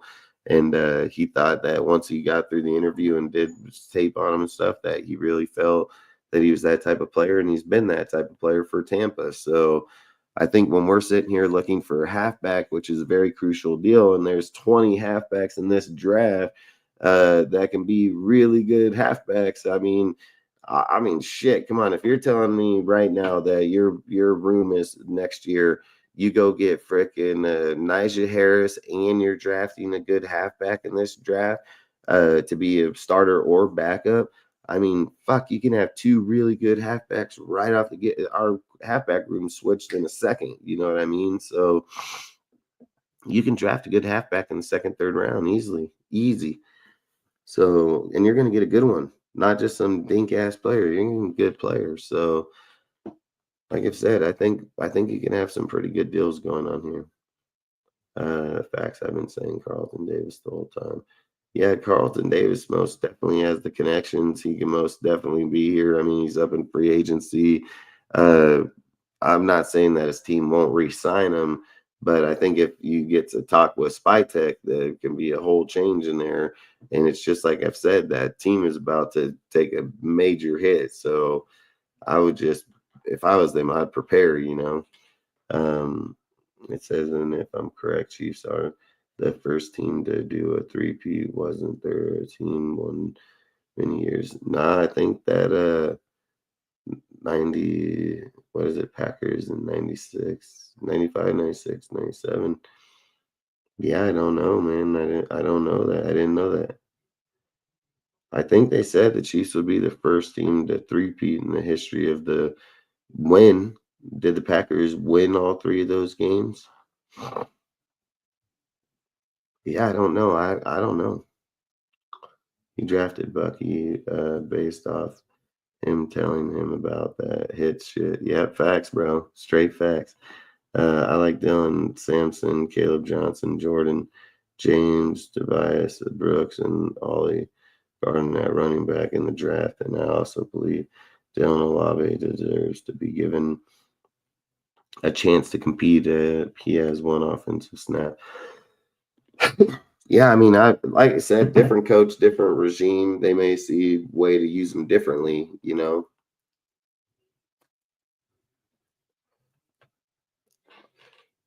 They might move them special teams. You just don't know.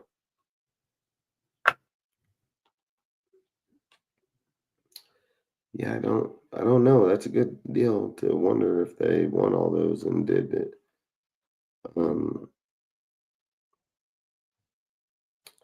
Either way, freaking, we'll talk about more about players and stuff like that, free agency as time goes on, quarterbacks, so on.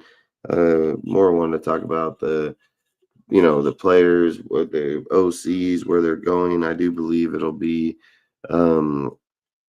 probably fucking Darrell Bevels. Like, I just have like so much that I think it's going to be Darrell Bevels as the OC. But if we get Chip Kelly, man, we're winning. Like, we're straight winning. So we'll hopefully see over the next few days, see what's going on.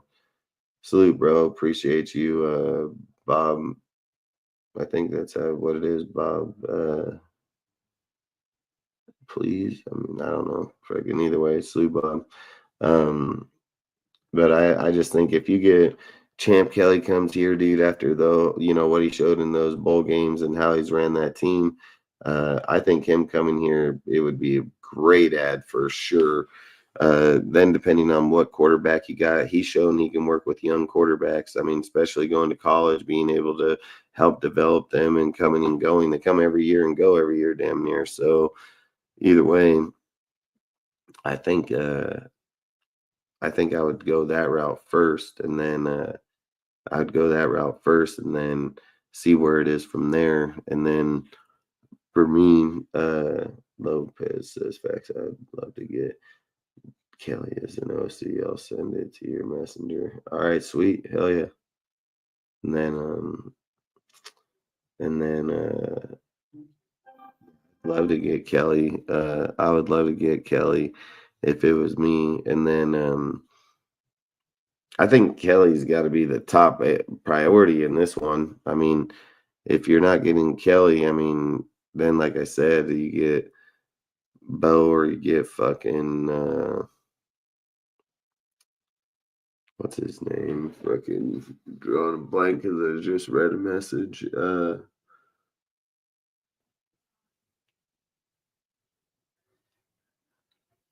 Darrell Bevel. I don't know why I just spacing him. The article I just read, I just sent it to your messenger on how to post here. Let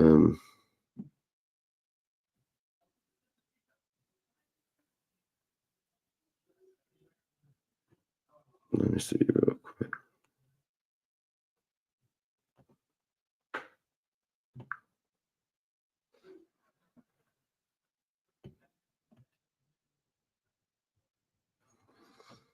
Oh, because I'm in my wrong.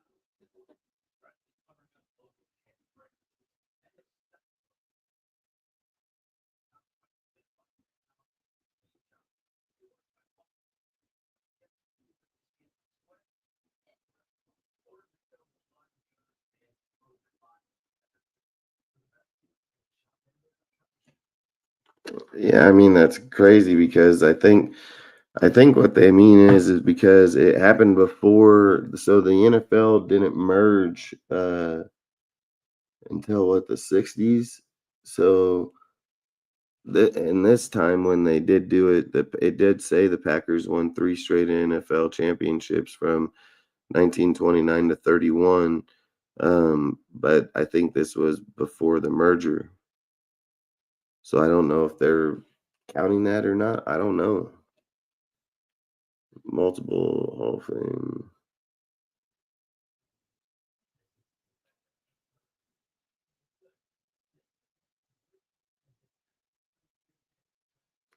So the Green Bay Packers have actually three-peated twice. They three-peated in 1929 to 31, and then they three-peated again in 1965 to 67.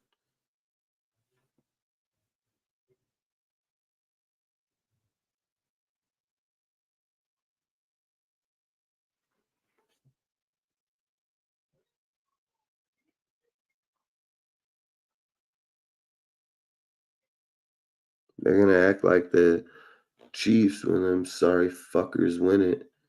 They're just going to fucking act like they... You know, when I seen this this video that came on.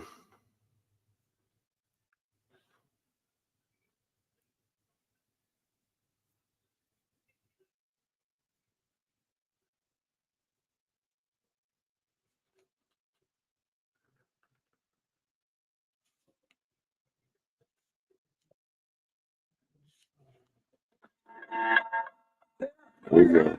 You go, no, you're not. He said, Eagle fans, He said,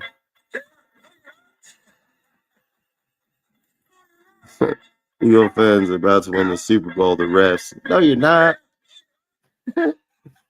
Fucking douchebags, I swear, man.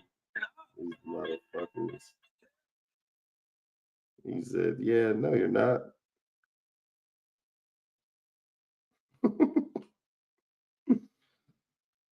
Fuck, dude. I mean, you just know your shit out when something like that happens. Merger, it says not considered in Super Bowl era. I know it's dumb. People, do you think that the Grandpa Wilson will come to Vegas and fit the Pete Carroll system? Man, I hate it if he does. I'll just be honest. I'll hate if he does, man. I don't want him there. I would prefer to pass.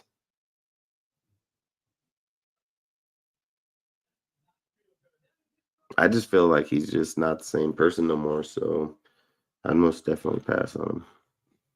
But either way, I'm gonna hop off anyways. It's 12:30. I got to get up at 4, so either way, I'll catch up with you guys here this weekend or this upcoming week. I prefer O'Connell facts. I mean, so do I, bro. I most definitely. We'll talk more about O'Connell and then drafting and players and stuff here this up next live. So we'll go over some players, things like that. I mean, I just like waiting until we get closer to the deal because it kind of just sucks. Like every week talking about the same shit. It gets old. Like it gets so old. Like I just prefer to just let some of this stuff go by, get a little figure out like where our coordinators, things of those are, then start looking at players, draft, things of those factors. So I think like as long as we're able to assemble the team the right way, you got to build through free agency first. And then once you build through free agency, then you go into the draft. I mean, that's pretty much what you do right there. Once you do those two things, you can accumulate a winning strategy right there. But if we're already looking draft, it's kind of hurting. Like I think the only thing, in my personal opinion, I think the only thing anybody is thinking about pre-draft anything is just the quarterback. Like they're only thinking, can I trade up and get a quarterback at this moment? Like if they can't find any option to trade up and get a quarterback, then they'll start talking about, okay, let's take Will because we didn't find, Carlton in the draft or in free agency. Let's take this guy. You know what I mean? Like we'll only know once we get through free agency. Once free agency takes, then we're going to most definitely have a pretty good idea who we'll be targeting at that point in time. Because you have free agency again after the draft. So you'll have it twice. But again, I think that you're going to know right after the first one. So we'll know. Good night, dude, and rest well. Yeah, I appreciate you, bro. Frickin', I'll see you on the next one. And then need to talk about free agency first. Facts. You got to have free agency first, 100%. Like I said, mock drafts, all that shit is kind of pointless. To know where certain players are or know like how they're going to jump up or know how they're going to move, 100%. Like there's no doubt. I think if you got certain idea of certain few people like Jackson, he's a massive need for us, dude. Like I'm telling you, if his stock goes the way it's supposed to go, there's nothing saying we're not going to try to get him or somebody else ain't going to try to get him. So at our pick. So there's nothing saying that. I've always said, if you just try to go off of shit right now, too many people are blah, blah, blah, blah, blah. Wait till they go through the combine. Wait till they show, at their fucking media day or whatever they call that shit now.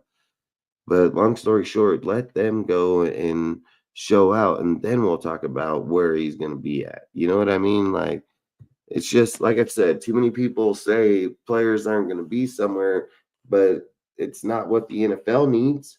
It's just some person out there saying, oh, hell, I don't think he's going. Well, that's not what the NFL says. The NFL says that those players are most likely to be taken in the first round, especially when you get Gabriel that goes out and throws a 74.9 mile an hour ball, dude, where he's pretty well balling out in his deal. People were like, that's amazing as hell. Then he makes a play out there that even a lot more scouts were talking about today. So again, I think, like I said, there's other people that can most definitely surface. Just because one guy don't like him doesn't mean another guy doesn't. The only thing I know is the strength of free agency, but even that's teams red says rest well. So you too, Mike, appreciate it. Like this year's strength of free agency, cornerback, wide receiver, linebacker. I mean, we're only going to be competing against the frickin' New England. So, I mean, we're only competing against New England. We ain't competing against nobody else. So, but either way, I'm going to hop off. I hope you guys have a great night, man. Peace out. Stay safe. And I'll catch you on the next one. Raider Nation for life, baby.